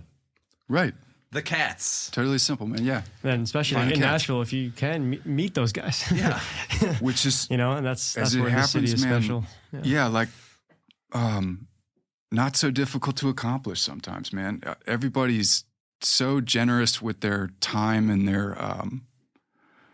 their knowledge around here, which is really crazy. Yeah. But yeah, it turns out it's such a nice group. Thank you. Thanks for being here. Man, Being so generous. talking about the guys, like you? Yeah, man. yeah, everybody's so cool about everything. Yeah, man. It's really great. And like meanwhile being directly in competition with each other. Oh, you know what I mean? exactly. Like yeah. not in like a psychological sense, but in a like literal sense. Yeah. We These had, guys are Cody Ash was our first episode this year, and he said just that. It was like some of my best people that would call themselves my close friends are just waiting for me to fuck up, and Right. they're hoping for it, and that just gives Yeah. him more fuel to just secure his spot and just be the best he can always. I remember him saying it's a real that, thing. and yeah, I definitely perked up because I've been there. Yeah, man. As soon as things started to work with Lainey, you start feeling like every moment you're playing in front of anyone ever is yet another audition to keep your chair. It kind of turns into that. Really? So it was real basket Casey for a while, and then you eventually it either gets the better of you or you kind of settle in. And how do you settle in? What does that look like psychologically? Do you mean like how does one accomplish that, or Yes, like okay. absolutely. Because I've been thinking about that concept a lot, and it's been, I don't know, somewhat troubling to me. And I'm just curious how you've dealt with it. Man, a lot of it, I'd mentioned survival earlier, literally surviving these things that were a great source of stress, and just like having gotten one out of the way. The first time we did a TV show, the first time we did an amphitheater set, the first time I knew we were playing with her record label in the audience. Man, there's tons of them where like, this is the first time we've played for this person or in this type of place or in this type of circumstance. And eventually you just start to cross a few of those off. And you just realize that, it probably will go okay. Mm. If it's never gone okay, it probably won't. Probably won't. But if it usually goes okay, Yeah. it probably still will. Yeah. There have been some, jaws of death, narrow escapes, but yeah, generally it always goes okay. I mean, just from talking to you today, you seem like a very grounded person and someone that's very, I think that's a perfect, I can see that perfectly represented behind the drum set, right? You literally have to command, that space, the band and Lainey and how have you kind of navigated the musical aspect of that gig and dealing with any of those like first time stresses also? Well, I guess I should say, as a drummer, right, we have the most direct ability to either keep everybody on track or derail a performance. We're not the only people on stage who can obviously do that, but it might be easiest for us, and then of course the singer, to completely flip the script on everyone. So I think part of the strategy is like learn to rely on yourself when other people are relying on you. There's like this gear that you got to find where, man, I got everybody's backs tonight, you know? And there have been plenty of times where I told someone in the band or Lainey herself that before we were walking into something that was kind of freaking everybody out. I got your back, whatever happens out there. And it's like, that's, you know, and then you just try to play that. Yeah, but just hearing that is so helpful, you know, just from a human nature standpoint. Yeah. I've heard people say like the drummer's the quarterback, which I guess functionally there are moments where that's a pretty good analogy. Yeah. But if anything, you're the lead blocker. Exactly, yeah. So yeah, something happens, you're the first one to move to, you know, allow the play to develop. You're in a hiking the certain ball. way. You're hitting the space bar. You know, you start the songs. Yeah. I'm better with I'm not that great at football analogies, I guess is what I should say. Baseball, I might do better, but I got it. That seemed to be a good analogy to me. Yeah. Baseball, like you're kind of the GM on stage. Like you're deciding what the substitution's going to be, who's going to try to, you know. Maybe even the catcher on the field to kind of see in the big picture. There you go. That's even better. Yeah. And when the pitcher has a crisis, exactly. You're the one who reacted the artist, to what happened. Time out, you go up to the artist, you say, all right, we're going to kill the tracks. We're gonna take a shot. Let's get together. Yeah, for sure. You're the catcher. Someone else on the team starts the play, and you decide where it's going to go from there. Yeah. How do you get the perfect Nashville kick drum tone? It starts with a Lowboy Leather Daddy bass drum beater. This leather-faced beater occupies the sonic space between felt and wood beaters. It's punchy enough to cut through the mix on those 4-on-the-floor barn burners with the warmth you need for slow ballads. Okay, but who plays a Leather Daddy? Garrett Goodwin from Carrie Underwood's band uses one. Lee Brice drummer Donnie Marple plays a pair. Walk down Broadway any night of the week and you're going to hear one. In Nashville, you can test drive a Lowboy beater at Drumbox and grab one at Forks, Drum Supply, or Nelson's. Check out lowboybeaters.com to learn more.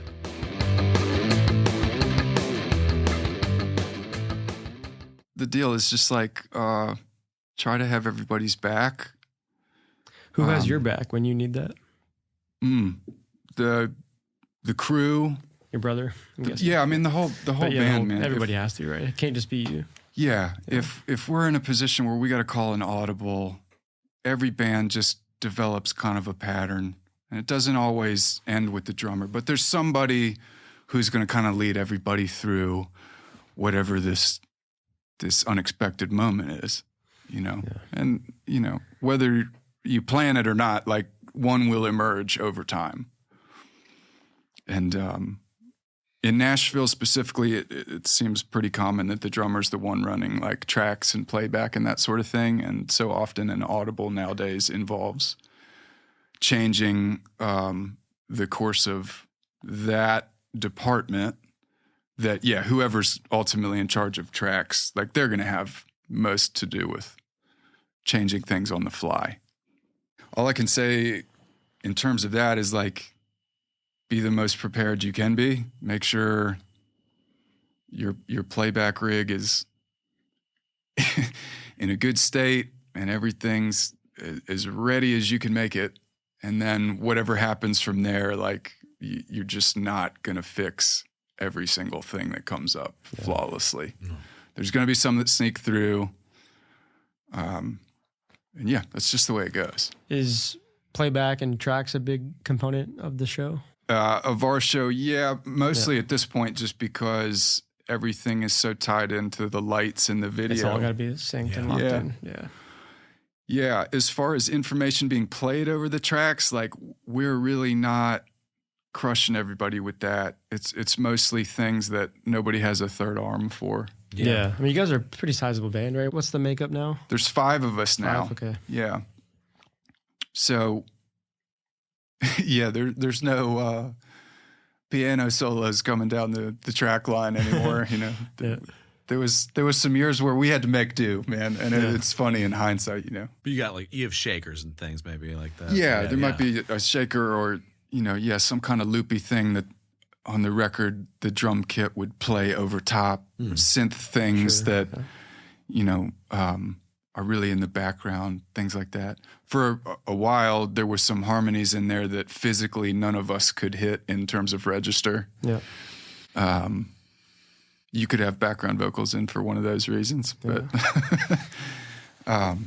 between Sav and Tommy and Aslan now, that they can sing anything, man. So there's never a technical reason it would be in anymore. Yeah, Lainey's That's all sick. Lainey's all right too. Right. Yeah. No, I was mostly talking about harmonies, but yeah. Sure, yeah. Just quick on the tracks thing, I was thinking of 2 drummers that we've had on the show. Yeah. Rob Bodley and MJ Milam, both very able in Ableton. Yeah, but they for talked sure. about specifically with their artists, like building in like cues for like just for the artist. And sometimes it could be even like, I know Rob with his band sometimes puts in like, like funny things like, nope, not yet. Nope, still not yet. Like, wait, do you have any of those moments for Lainey where she's relying on any of those? If you don't mind sharing, and if you could peel back the curtain into any of those moments or transitions that maybe you guys have figured out. Sure, man. I should lead by saying that this isn't really the thing I do in our band anymore. We have this guy named Ike Breton who's ridiculous at this stuff. LA guy, but he's a real wizard with this. Yeah. And because it's all tied into lights and video and programming, like the I/O and all the Dante stuff, like you really need to understand routing and systems to do playback, or have somebody in addition to the playback programmer who understands those things. I mean, at that level, it's off. not just setting up click and cues, which is like the base point for most Nashville, typical setups. Yeah, and because all the systems are tied to that, the code, drawing a blanket, LTC, Yeah. sorry. Yeah. Yeah, because everything is tied to that, like a mistake is a much bigger problem at this moment than it was 2 years ago. Yeah. When we had autonomous or separated lights and things, it wasn't such a big deal. Even if something went catastrophic and it was like, cool, we have to kill tracks for the rest of this tune, that was fine. Yeah. That's not an option anymore. Yeah.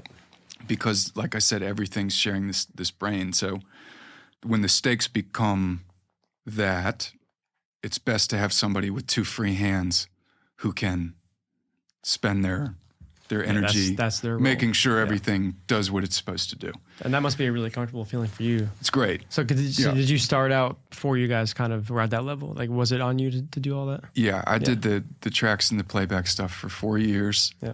And let's put it this way. I didn't hate the work. I dove in deep enough to where I made it like a teachable thing. Yeah. I learned a lot about it. And once I got the hang of it, I did find it enjoyable.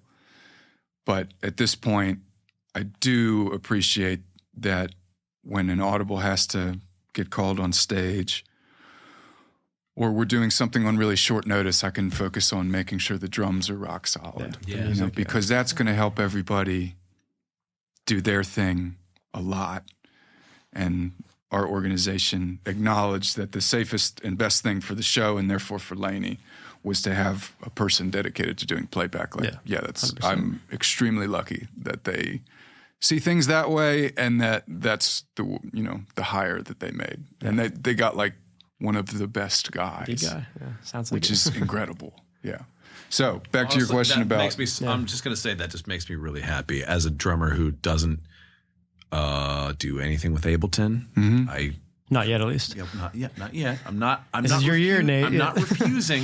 Well, I'm not refusing anymore. Yeah. But I truly don't give a fuck about it. And I just want to play the drums, man. Right. It just makes me happy to hear that. I'll remind you, man, I didn't get into it because it seemed like fun. I got into it because that's what par for the course was here. Right. Yeah.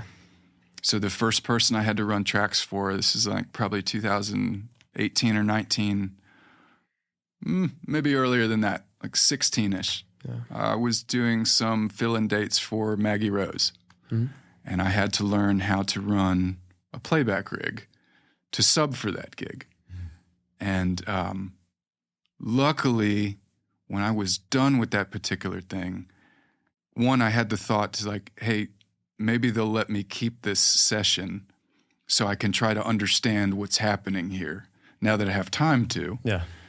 And two, that they were cool enough to agree to that. Yeah. So, yeah, I basically, and I should shout out this guy, Ben Jackson, great drummer who lives in town. He had put together her Ableton session, and he's really, really good at doing that. So I kind of learned how it should look when it's done from what Ben had built from her. And then just kind of work backwards. Yeah.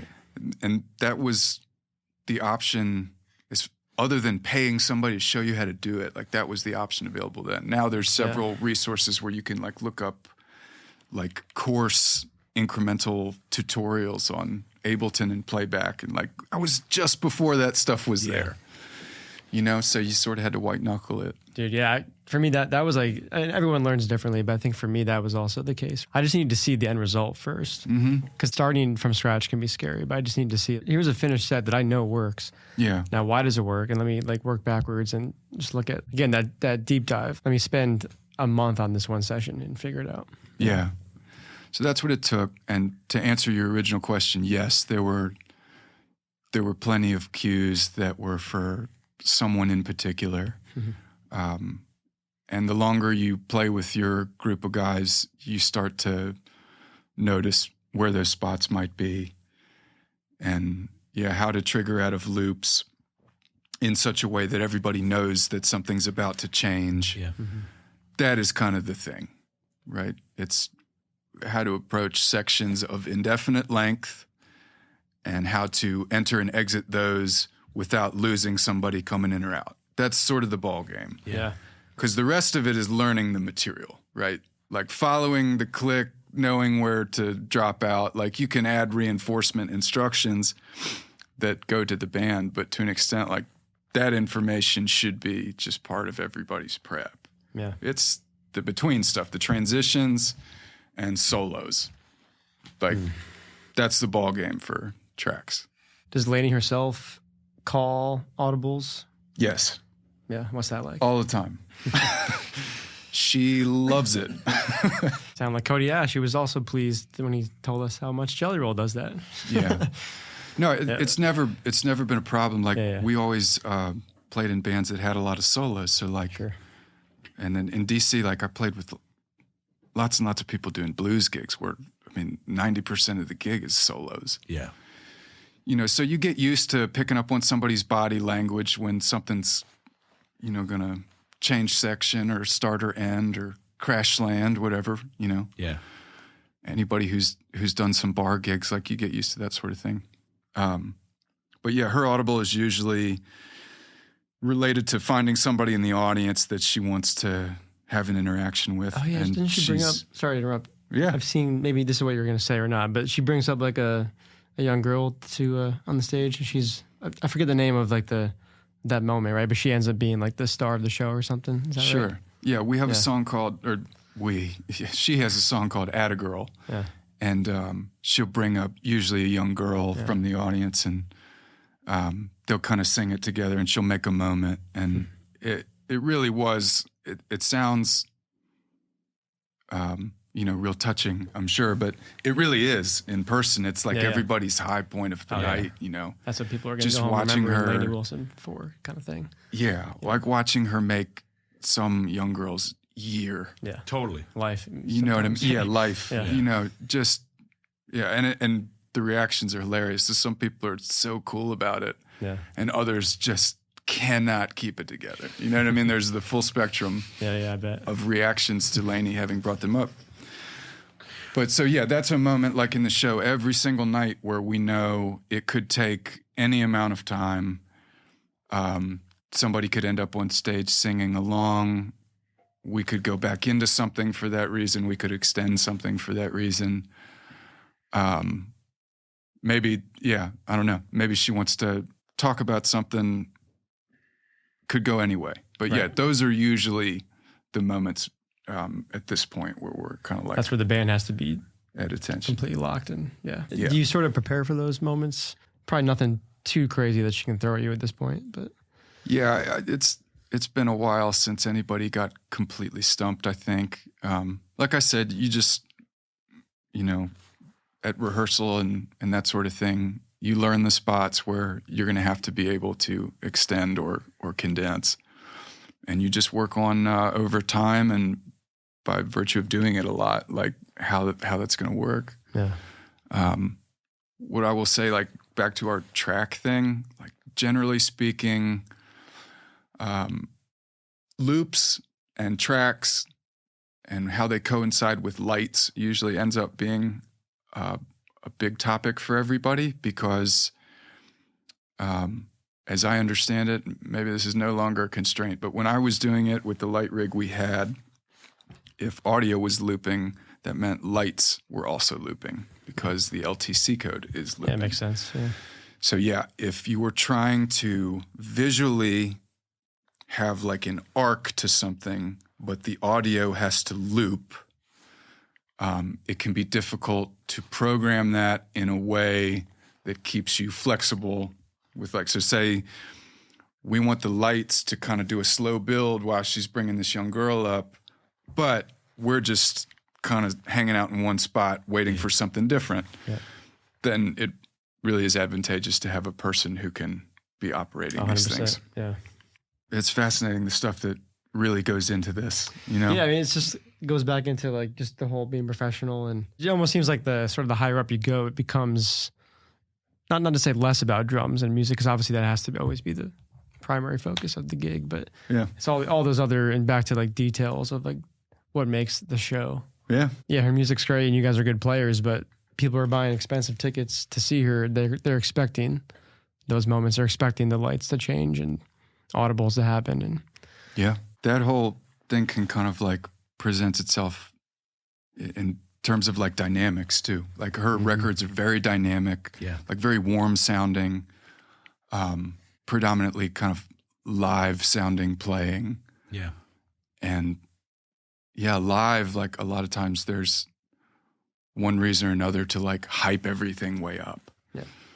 And it's another way in which like you have to take this information and make it presentable in this new, large venue or something like that. And the show can't lack excitement because there's something like we weren't willing to modify just a little bit. Right. Yeah, that's a good way to say it. Yeah, man. What's going on, drummers? If you're looking to learn how to record drums from home or how to run backing tracks during a live show, because you know it's going to give you more opportunity in the music scene, we made Groove MPL just for you. So Groove MPL is a website where you can find a library of classes that are taught by the best of the best. So we've had Tim Buell, we've had Kip Allen, who you can hear on songs by Keith Urban, we've had Daniel Sauls, who plays for Lauren Daigle, and all sorts of other fantastic musicians. So my name is Taylor Friest, and when I moved here to Nashville, I saw the people that were becoming successful as drummers here, and they were the ones that really understood these other topics aside from just how to play drums, which is great, but as you try to grow in the scene, you realize you have to learn so much more to get these other opportunities. So if you're looking to dive into these topics and get some more opportunities in the drumming scene, you can sign up at groovempl.com with the code NDP, all capital, for Nashville Drummers Podcast, and get 50% off your first month. I look forward to meeting you all. Well, that could be a good segue into studio session. Because you recorded on her third full-length album, right? The whole band. Yeah. We've talked about this, like that seems to be sort of a unique situation in terms of having the touring band be the players on the records. Has that always been the case for you guys and the crew, and how's that sort of evolved? So yes, unique, not unheard of, but not necessarily common. Who said that? That was Lou Vecchio, I think, with Alexander K. I think that's what he, Okay. Anyway, yeah, I can think of a handful of people in town whose guys do play on their stuff. Yeah. Not enough to where anybody should ever probably have an expectation that because you get a gig with somebody that you're like going to be in the studio by default. Right. For the record, I still don't feel that way. Just because we've done the one, like they could change what they want out of the next one. And like I said, man, it's never a given. You know, we were fortunate and very grateful that was the way she wanted to make this last record, and it was, you know, like I said, an opportunity everybody was like really appreciative of. I'll speak for myself, but I think I'd speak for everyone in that because it is not super common. I put quite a lot of pressure on myself to try to, I don't know, you know, play well is really the short answer, but let's put it this way. When they said they were going to do that, we were stoked for about 5 minutes. Just 5 minutes. And then all of the other thoughts creep in. And almost immediately, we could all see like why it might not be so common for people to use their bands on a record. Like, you know, all these nightmare outcomes you're imagining could have really upset the internal dynamics within the band. And yeah, it's true. Yeah, it's kind of like if you keep everybody outside that sort of thing, things aren't going to get weird internally because of that thing. Yeah. Luckily, I think we were able to get through it, and we had help. You know, it was Fred Eltringham and Rob McNelly in there with us for the entire thing, and those guys are both so good and so cool and humble and easy to be around that, like, it felt comfortable. It felt like we were focused on getting good takes of strong songs. We were trying to make something that was high quality, and it wasn't, in my opinion, the entire process that felt so like, man, we just got to like live through this day. Yeah. You know, the first session for sure went like that. Yeah. But we also got really good stuff in the first session. So like things got off on a good note, and right about the time we had to like really dig into the work of it, I think everybody felt just comfortable enough to where, everybody played really great. You know, it's a killer album. I mean, this sounds awesome, man. Any favorite tracks? Favorite tracks?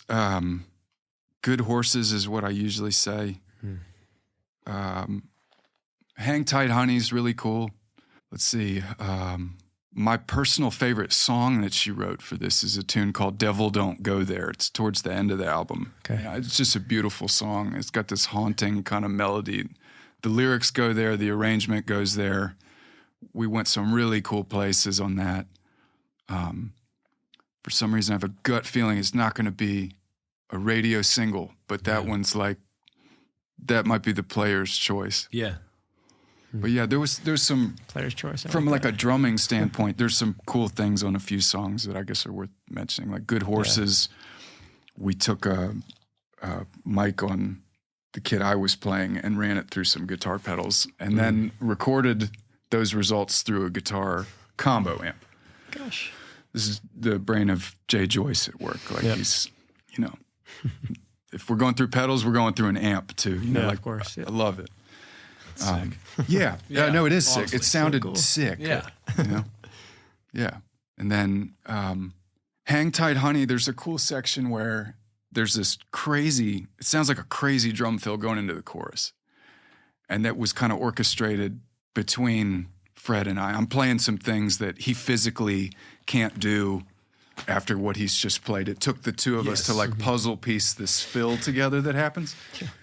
And that has back to the New Orleans second line drumming, right? Yeah, kind of, man.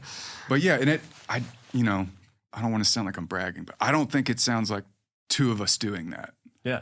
But if you sit down and like try to I'm gonna listen to play that these after this, stops like that, you're like, ooh, yeah, that's where a little funky. that's what he was talking That's like some Travis Barker shit. It was I like that. How is one person doing this? about. Right.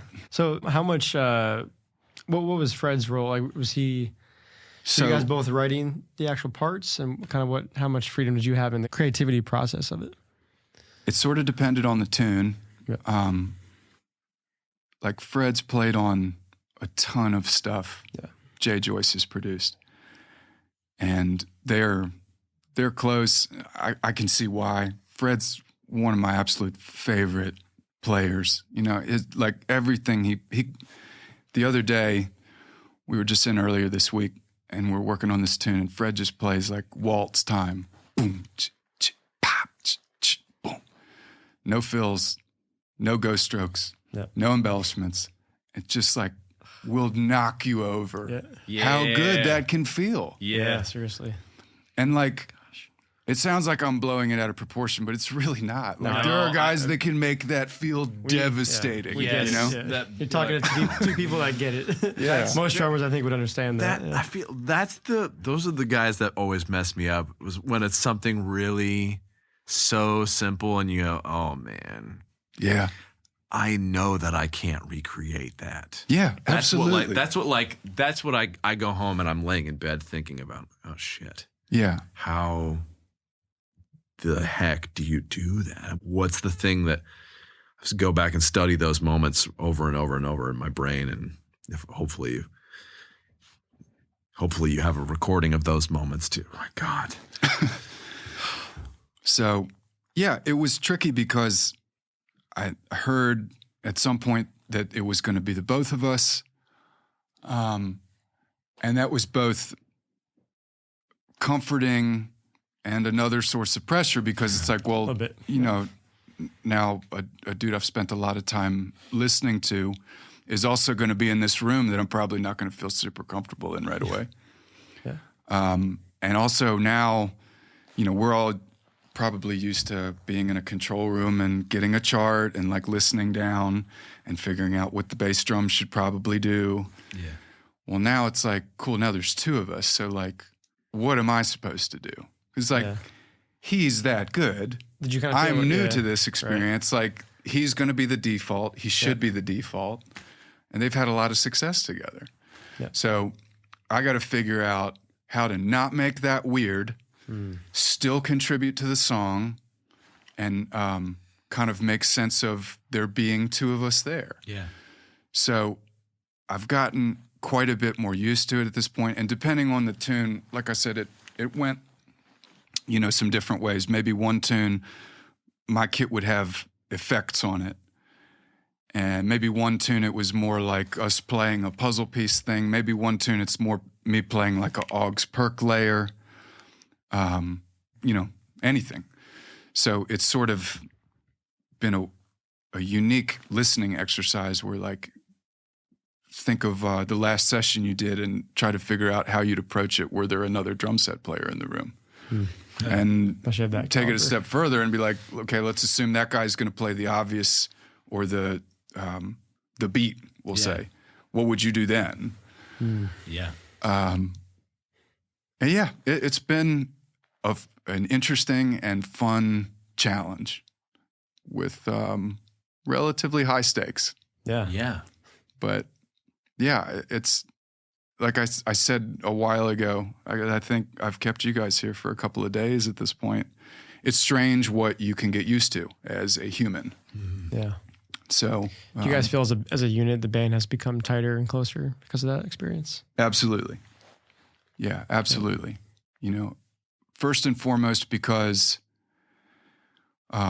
we got something done we were proud of, and it has so far been met with some good feedback. You know, It got nominated for a Grammy. She just had her first #1 hit off the record last week, which, funny enough, the first single off of this record was her first radio single in a couple of years that didn't go #1. Oh, no way. So we were like just waiting for the call, like, yeah, since we've incorporated you guys into the studio process, the hit department has suffered, so we're not going to do that again. So luckily last week, maybe we can keep our gig.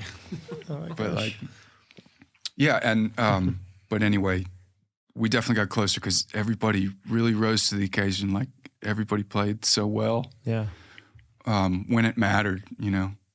And so, yeah, everybody was new in the same ways. Aslan's played on all of her records. And so probably his calming influence with the rest of us was something we should, count ourselves like really fortunate to have had. Absolutely. Yeah, man. Yeah.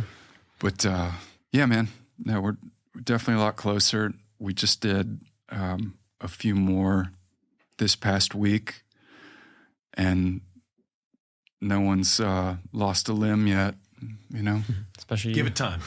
Yeah, the next one could bomb. Yeah. Who knows? I somehow I doubt it. Somehow I doubt Yeah. it. Yeah. Well, I hope not. Founded in 2020, Sonique Drums is dedicated to crafting thoughtfully designed percussion accessories and steam-bent snare drums. Every product is designed and built for drummers who demand quality and reliability. Industry firsts like the NATO family of continually adjustable throw-offs and the socket drum key set Sonique Drums apart from the rest. You can find Sonique snare drums and percussion accessories online or at partner drum shops across the U.S., including Nashville's own Nelson's Drum Shop. Check them out at soniquedrums.com.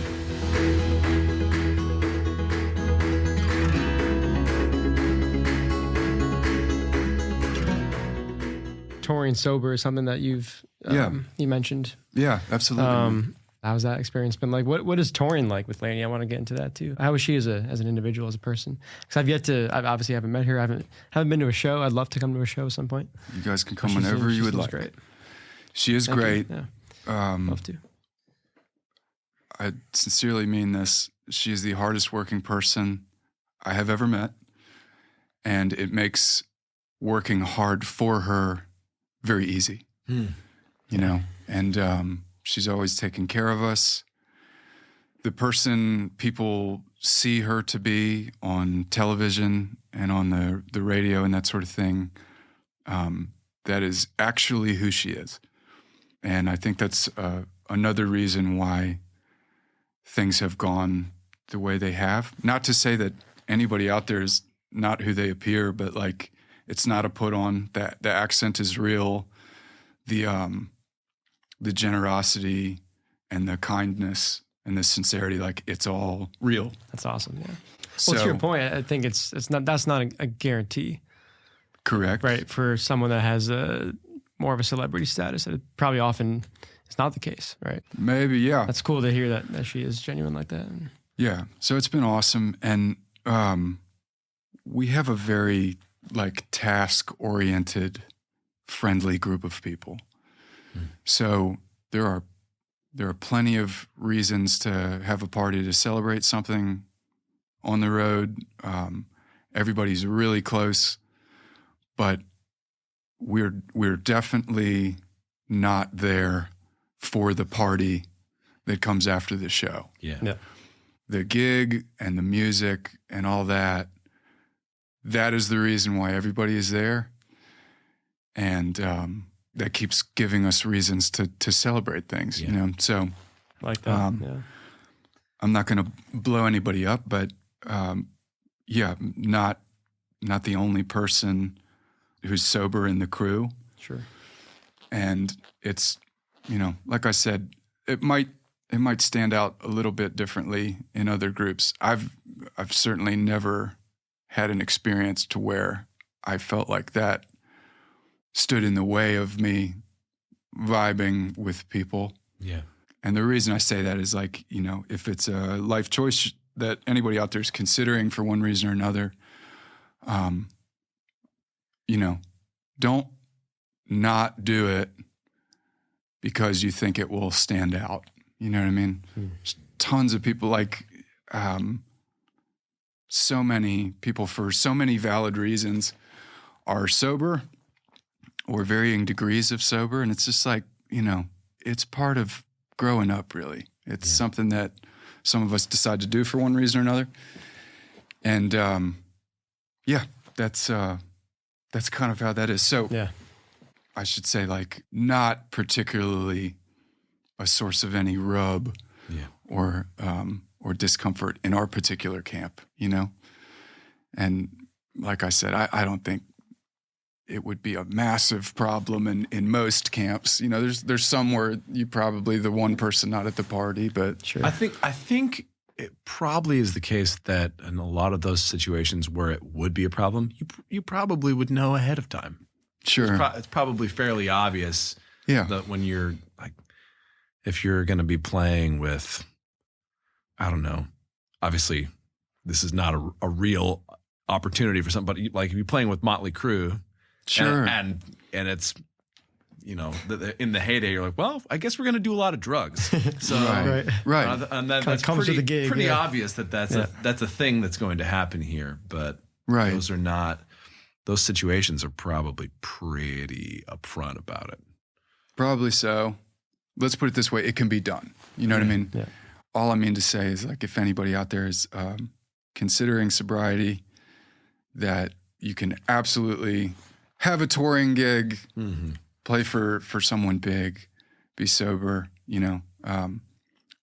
Yeah, it's absolutely possible. Yeah. And That's encouraging. I would encourage anybody to give it a try if they, were feeling like it might be something they should try. Yeah. So yeah, it's been 5 years, and mental health wise on the road, like, I'm happy that I've taken this time in this way, because it definitely, if there's, what I will say is, partying and all that, like, if there's a disagreement in the works, we all know how disagreements and, being drunk kind of go together in a usual way. Yes. So yeah, it's been nice to focus on the work. You mean in that it's always better to have a disagreement after you've been drinking, right? Of course, yeah. So much better. Yeah. That always goes well. Yes, because speaking is always the recommended playbook. When you're feeling emotional, you should just crank it Just up have a with some swig. alcohol. Yeah. You know? Yeah. Yeah, all sarcasm aside, obviously, I think that's fantastic. Oh, thanks, man. Yeah. Yeah. So anybody out there, reach out. It's what a lot of us are here for. It does seem, I don't know if you've thought this or if experienced it. It seems, I mean, it's funny. The country's cool again, right? The name of the tour. Mm-hmm. I feel like sobriety is becoming cool now. Not that it was ever not cool, but I'm maybe just people are waking up and actually reading into benefits and social media. Maybe is it helping that? But like, that seems to be more common of a trend. Even people I talk to, just friends of mine, I'm out at parties. Yeah. I'm just seeing that in the younger generation, which makes me happy. It's a good thing. Yeah. I think that people are, not that I'm against drinking. I mean, I drink socially, but it's good to see people that are being themselves. Like you said, they're doing it for them. Agreed. And I'm 100% not against anything, not against people drinking. Only to say, like, I made a decision that it was in the best interest of me and my life and therefore my career for me not to. And I think things have gone in a way that I'm most proud of since I have made that choice, Well said. And that's as hard as it is, man. Yeah.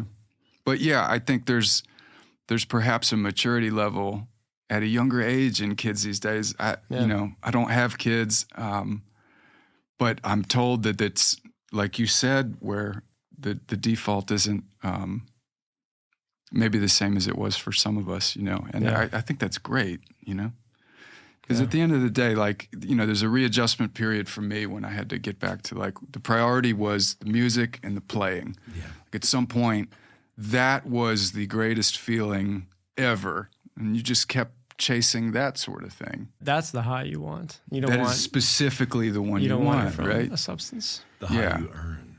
Yeah. Yeah. Yeah, and also, just like, it's not like a linear thing. Yeah.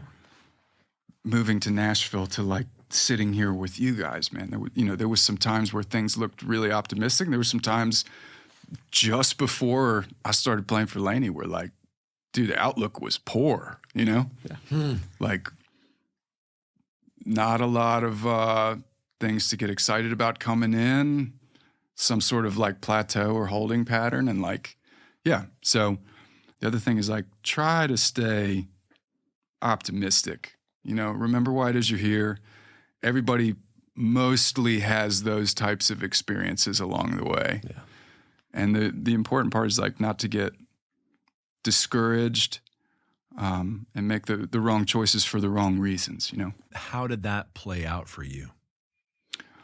Ooh, we'll talk about like the not so great periods. I guess, yeah, the not so great and the maintaining optimism through it and focus on what you were trying to do. Well, it was tricky because, you know, there were times where plain and simple, we just had to work a job that didn't have anything to do with music. Mm-hmm.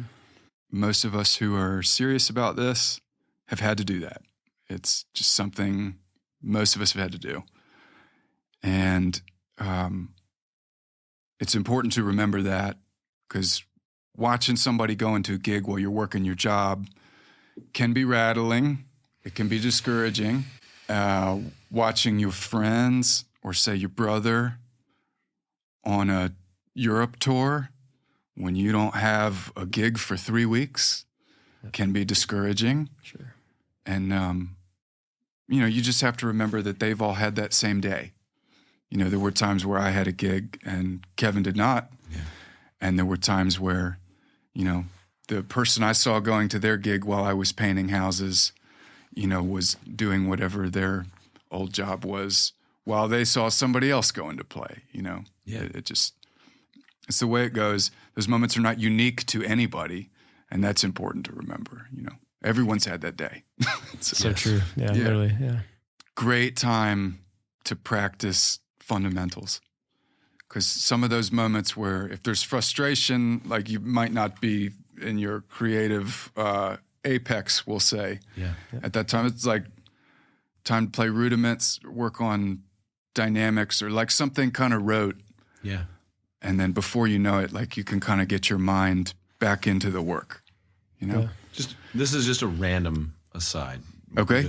Because of what you just said, though. Yeah. It's not fully random. Did you ever go through the rudimental ritual or anything like that? Do you have like a rudiment routine of any kind that you go through, or when you're in those moments that you go through? Like you said, when you're not at your creative apex. Okay. I work on rudimental stuff a lot. I'm familiar with the rudimental ritual. It's not something I do on like a regular basis. My usual move is to take a rudiment and either invert it in such a way that it's causing my hands to fall in some pattern I'm not real familiar with or used to, or take a rudiment and apply a very specific amount of swing to it, usually slow. So like take, the other day it was the Gad flam paradiddle, with the double stroke up front. Yeah. Yeah. Trying to swing that a lot at a slow tempo is madness. But it exposes where your hands go on autopilot and you're not really controlling things. You know, I love that stuff. Man. Yeah. It's super humbling and in that way, not always the most fun, but like it's great.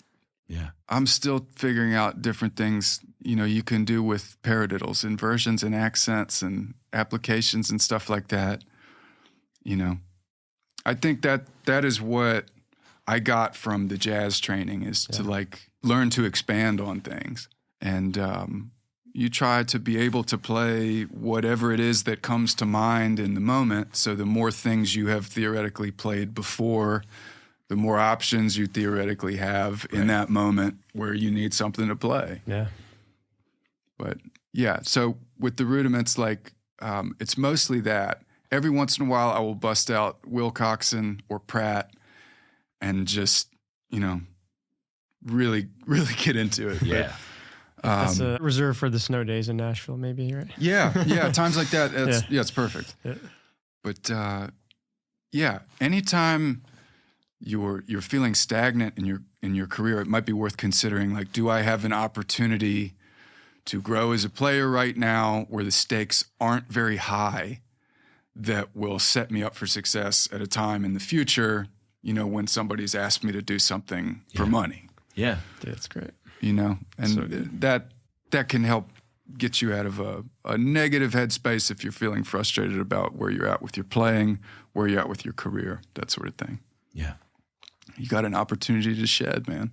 Because you know, truthfully, I would like to practice more than I am able to at this point. I think we probably all share that. Yeah. Yeah, right? That's why I was shedding in here for the 7 minutes I had. You were, and look, I totally stole it from you. You did, yeah. you I'm know? going to get those back, though, once you leave. It's fine. Right.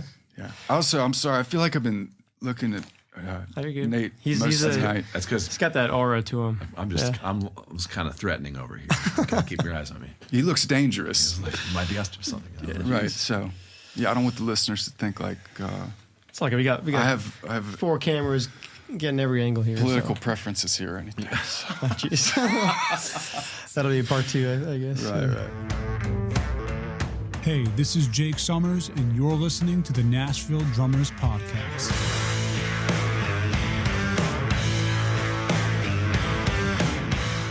Related to rudiments, any pre-show rituals backstage? Are you just getting in the zone? We've had some drummers say like they meditate. Other drummers do like the rudiment thing. What's worked for you? I've never tried the meditation thing. Tommy Cyphris, the guy who's been playing bass with Lainey and one of my closest friends, he's into the meditating thing. I've heard almost exclusively good reviews, just never personally tried it. Yeah. Can I just say that you seem like you would have tried meditation? Really? Yeah. Yeah. I agree. Interesting. You have kind of a Zen vibe. Zen. Yeah. Exactly. Wow. It's a good thing. This is a strong showing from me, man. I'm very impressed. I don't know if I've ever struck anybody like that before. Yeah. No, So I I'm like, anybody as a meditator. dude, I'm throwing quality innings over here. You know? Yeah. I'm the opposite of Zen, man. I'm like easily a stress ball, you know, that kind of thing. Like I'm pretty easily excited about stuff. Dang. Okay. Yeah. Anyway, what did you just say? Yeah. So pre-show. Pre-show. Sorry. So it's not meditating. Right. Yeah. So don't meditate. I derailed it, bro. I'm No, sorry. that was me. It's all good. I like to get dressed exactly 1 hour before we play, and once I'm dressed, I start hitting the pad, usually for about 20 minutes.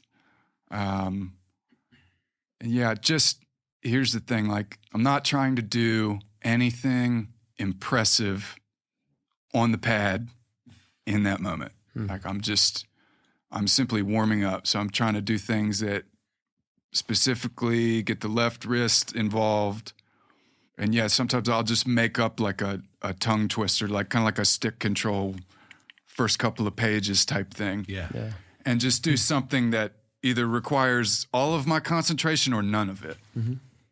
You know, just trying to get loose so that you don't get out there and have that. For some reason, we always open with a song that requires more stamina than any other song in the set. Yeah. That's just been our pattern. This year it was Hang Tight Honey. Okay. So that's right out there and just like, you know, kind of Ringo-esque And hi-hats. Here we go. Yeah. You know, real loud the whole time, Yeah. nonstop. So I don't want to feel like I'm like kind of locking up Yeah. or getting sore. Yeah. And I don't know if you guys feel this way. Once I've played for a while, there's like a slight feeling that the sticks get a little bit heavier in your hands. Yeah. I feel like when you first sit down, the sticks feel kind of light. Yeah. And then after you played for about 15 minutes, it really feels like the thing you remember. Yeah. Yeah. I try to at least get to that place before we go on. I see.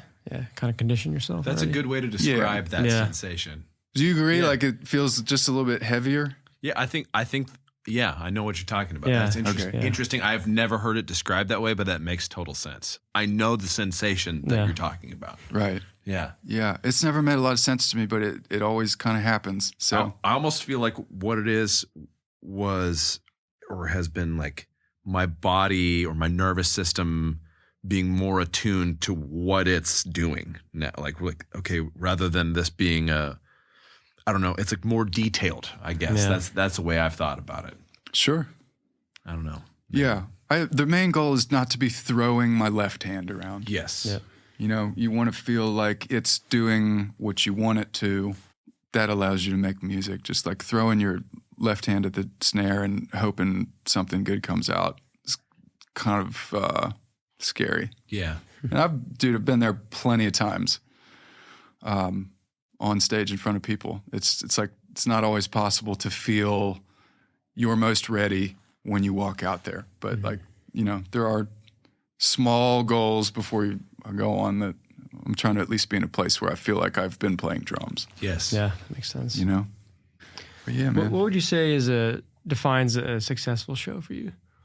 So you walk off stage, and what makes you feel like, okay, and that could be either you as an individual, as a player, maybe you crush it, or just as a unit, as a band, like you've accomplished X, Y, Z. Yeah, that's an interesting question.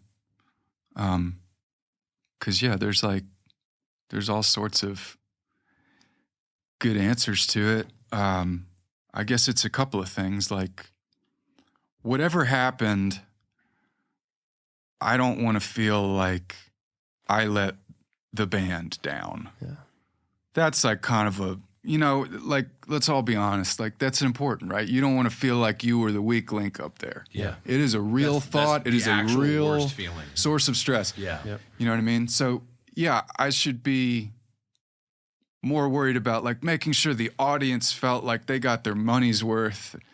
And, you know, Lainey got to, well, I mean, that's sort of the same thing I was saying before. Like, I want Lainey to feel like she stood a chance to present her music in the way she intended to these people that have paid to be there. Yeah. And unfortunately, a huge part of that involves feeling like you didn't let the people you were on stage with down. Right. You know? Yeah. It's like part of the same goal. Yeah. A successful show. So like, but here's the thing. We could take a night where from a on-off script, on-off click, on-off dynamics perspective, I made 0 mistakes. And that show could have sucked. Yeah. Right. You know what I mean? That doesn't mean that I played in such a way that allowed other people to play at their best. You know what I mean? Because if you focus too much on that script, you can kind of stop listening to what's happening around you. Yes. One of my favorite things about jazz is the tightrope aspect. It's like, well, on a really good night, like, man, that's going to be crazy what happens. And on a really bad night, like, it's going to be so crazy, like what that sounds and feels like. Yeah. So the nature of really rehearsing and scripting something out was counterintuitive to me. Mm-hmm. It's sort of like, well, if we're on, like, why would we plan everything? Because if everybody's crushing, then like, dude, go off. Like, take a longer solo or like do something different. Like, if it's a night when you're deal. Yeah. You know? But that strategy doesn't work so good for the nights where like nobody can hear each other and things are really wonky. Like, you know, those are the nights you spend all your time rehearsing for. Yeah. So anyway, That's great, it's often a goal of like, you know, to do the thing you rehearsed or laid out as best as you can. And if that's all you're focusing on is your role within that, you're probably not paying attention to maybe some brilliant idea the bass player had on that particular night because of whatever was going on in his head. And it's like you've not allowed any of the people around you to elevate your performance, which I think is just as crappy Yes. as, you're ignoring their contribution. Yeah. You know what I mean? And that's not great. That's not our actually job, worst case scenario in my opinion. Yeah, man. Sure. I really like that. That's great. That's great. I love that. Yeah. Yeah. Thanks, man. You said like you could have the best night, but if the band didn't, or if the audience didn't, or if Lainey didn't, then then so what? Yeah. I kind of think even back to football. I know that's not the best sports analogy here, but like oftentimes when a team loses, the quarterback may end up having like their best, like on paper. Yeah. Statistically, may have like their best game because often they're playing from behind. So the guy's throwing, he may have 4 touchdowns and like 7 incompletions. Yeah. But they lost the game. Right. So it's like, it's not about, there's no I in the team. Right. Yeah. So that's kind of what I'm grabbing from you, just that holistic team approach. Yeah. No, I think cool, man. the important objectives at every show night are like there are a bunch of people who are using their their time and money to come see somebody who they place value on. And I'm going to do my best to like make sure they are affected in some way by what we play. Yeah. You know what I mean? Like that's, I think, appropriate. Lainey would like to affect them. She's definitely not trying to go out there and put them to sleep. So like, yeah, I'm on board for that. We're trying to do something significant and impact these people who've been fortunate enough to buy tickets. Yeah. So yeah, the best way to do that is by listening to what's going on around you. Very unselfish approach. I like that. You have to be, man. Yeah. It's like the way this thing really works. Most problems like we encounter on stage, the solution is listening. Say it louder. Man, you guys make me feel really good about myself. You know that?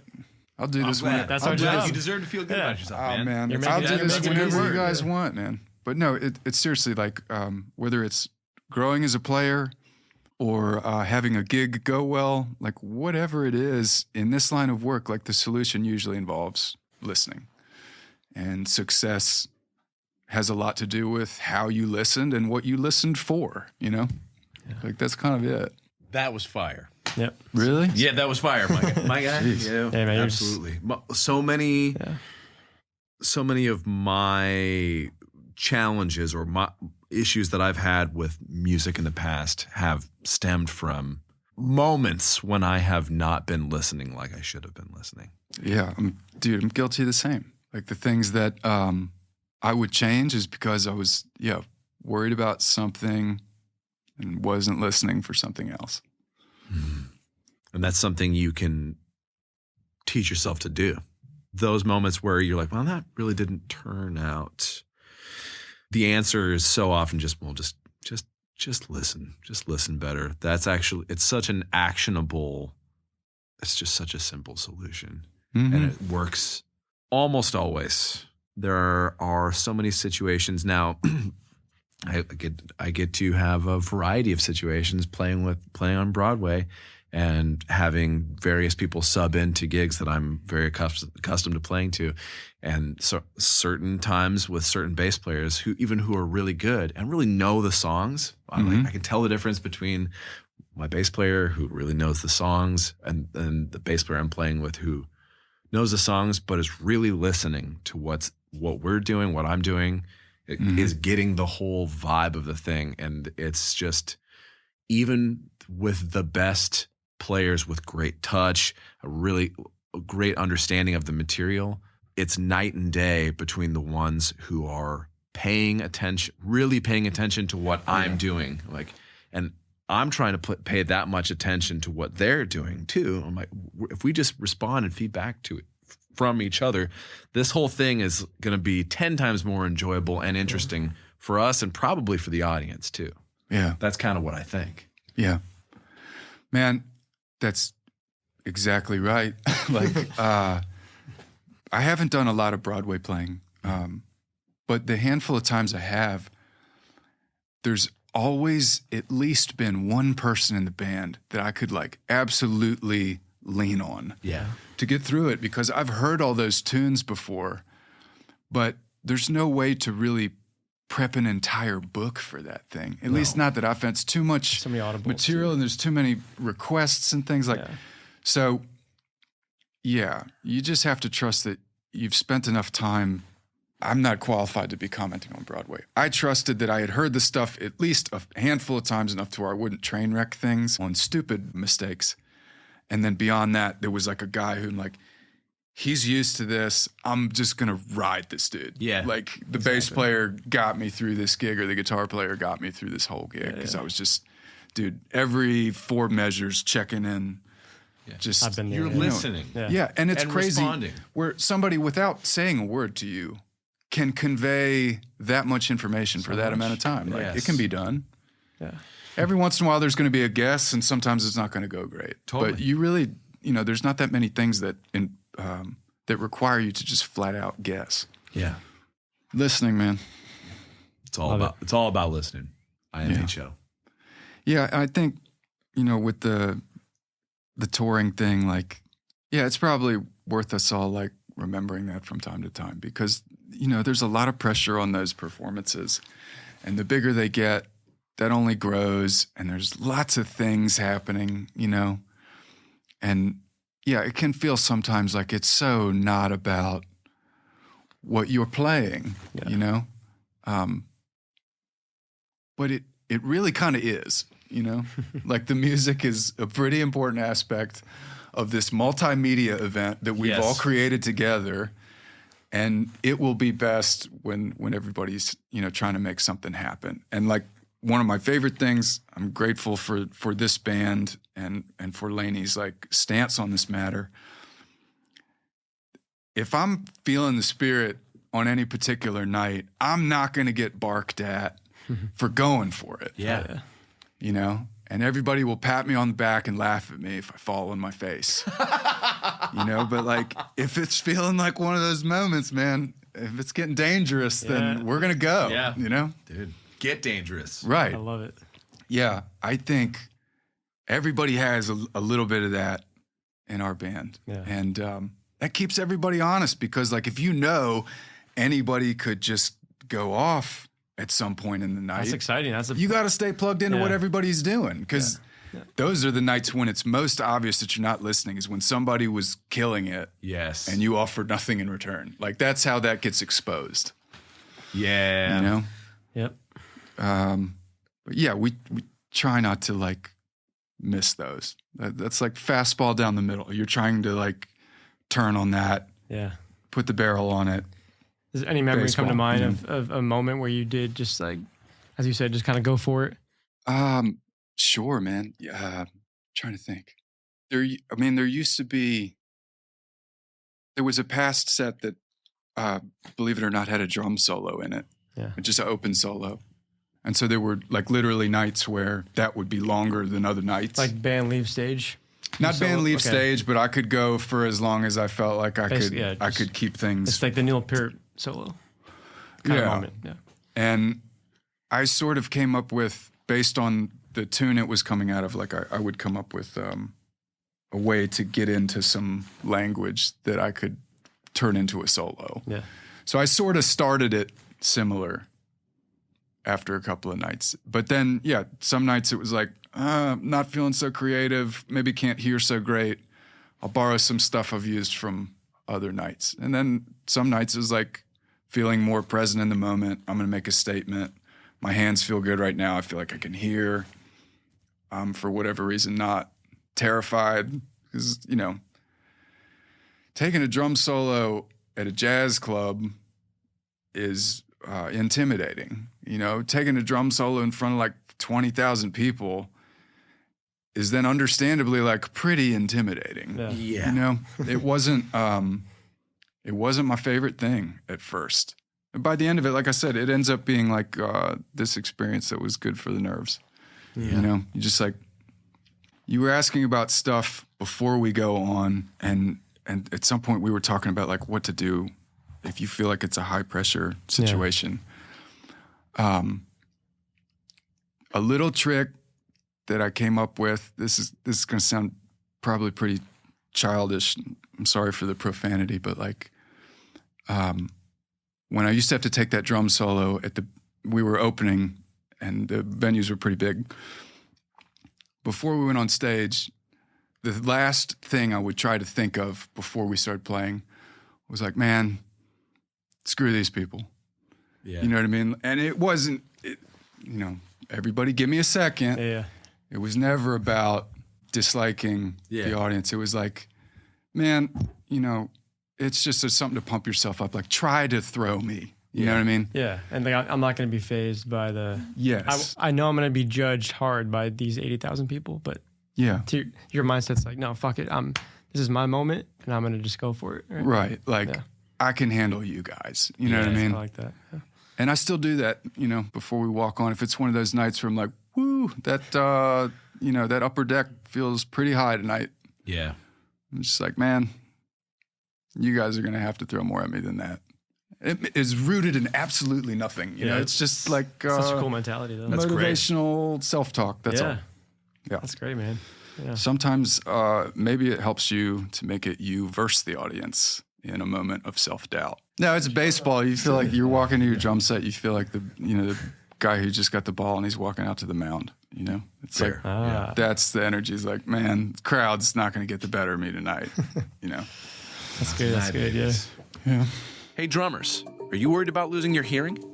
Did you know noise exposure can cause permanent hearing loss? Dr. Jason Baker with Music City Audiology provides mobile concierge services to musicians in Nashville and surrounding areas. That's right. He is 100% mobile and will come to you. If you need ear impressions, custom in-ear products, ear cleaning, hearing tests, or information about protecting your ears, he's your guy.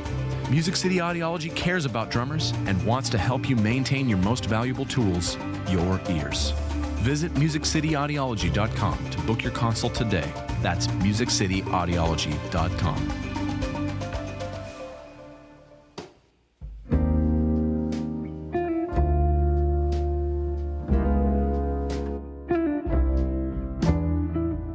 Let's do some wrap-ups. Let's do it. Yeah. Cool. Some quick closing questions. Favorite restaurant in Nashville? The Optimist. Seafood? Yeah. I've heard of that. Never been. Man, that place is good. That's like your go-to. Yeah, that's like special occasion. It's date a nice night. place. Yeah. Yeah. Okay. Yep, that's our spot. Nice. What is your favorite noodle? Favorite noodle. Okay. Okay. Okay, generally speaking, we're going with, is it pronounced udon or udon? I believe it's udon. Udon, okay. Yeah. Huge fan. Yeah. Great But choice. then we went to this Italian restaurant in Germantown a couple of months ago, and they had this noodle called radiatori, Yeah, I've heard that. Yes. which, it's like, like, a little looks- radiator. yeah, the physics of how you make something shaped like that God only knows. blow my mind. God and There's some some- very specific Italians only know. There's some very complex inner workings to this thing. It looks like, to anybody that's not seen it, it's like the size of like a tater tot, Yeah. but it's like this very intricate grid Yeah, exactly. the whole way through. It's nuts. It is nuts and it's awesome. It's a crazy texture. Yeah, this place had that with like a spicy vodka sauce. Yeah. It's making me hungry. Great All right, answer. my last question for you. If you weren't playing drums, what would you be doing?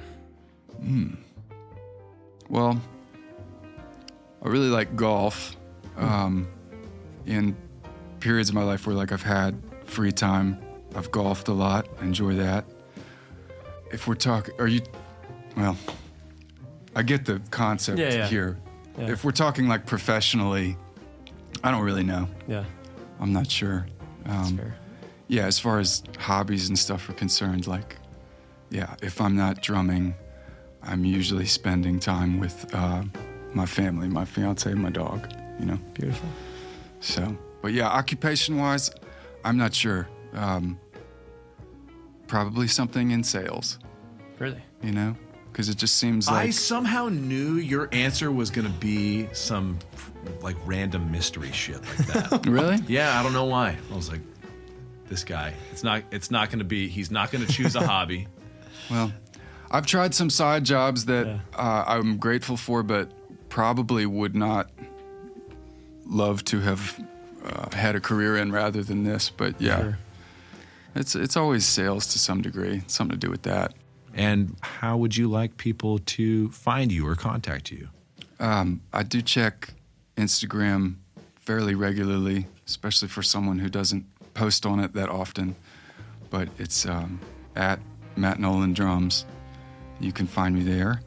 I have a Facebook, but I think Instagram's kind of the way we're doing a lot of communicating these days. So that's a great way to reach me. And then I suppose I should, before we get done, we didn't talk about gear, which I think is probably yes. a win, because I could have gone for hours and nobody would have gained anything from it. But yeah, I should thank the people at Sonor Drums and Zildjian Cymbals and Vic Firth. Hell yeah. They've been really, really helpful in us accomplishing what we have, and I am grateful for partnerships with them. Yeah, man. Incredible. So, Love it. Dude, so good getting to know you more. And Thanks, man. You So glad guys we could, too. I really had your fun. journey. Sorry I talked your ear off. not at all.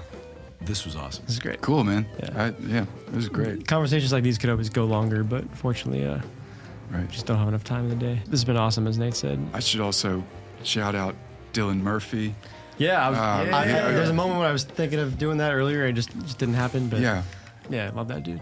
absolutely, Yeah. man. He's Glad- been glad generous enough to come out and drum tech for us, and I'm extremely lucky to have him. It's been a blast, and it's really easy to feel really comfortable in a lot of these situations because he's there. So, thank you, Dylan, and yeah, we'll see you in whatever city it is. We'll see you out there.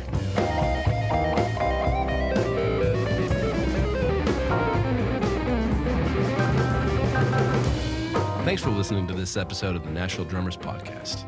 If you liked it, please consider leaving us a review on the Apple Podcast app. Please consider supporting us on Patreon. For $5 a month, you can help support this dream and keep the ball rolling for us. Believe it or not, it's not free or even necessarily cheap for us to make this thing go. To sign up, go to patreon.com/Nashville Drummers Podcast or click the link in our Instagram bio. All of your help is greatly appreciated. Visit our website, NashvilleDrummersPodcast.com, where you can listen to all past episodes, learn more about myself and Nate, and buy all your favorite Nashville Drummers Podcast merch, including t-shirts, tank tops, sweatshirts, hats, and drum heads. Connect with us on Instagram, TikTok, Facebook, and YouTube at Nashville Drummers Podcast. Thank you for listening, and we'll see you in the next episode.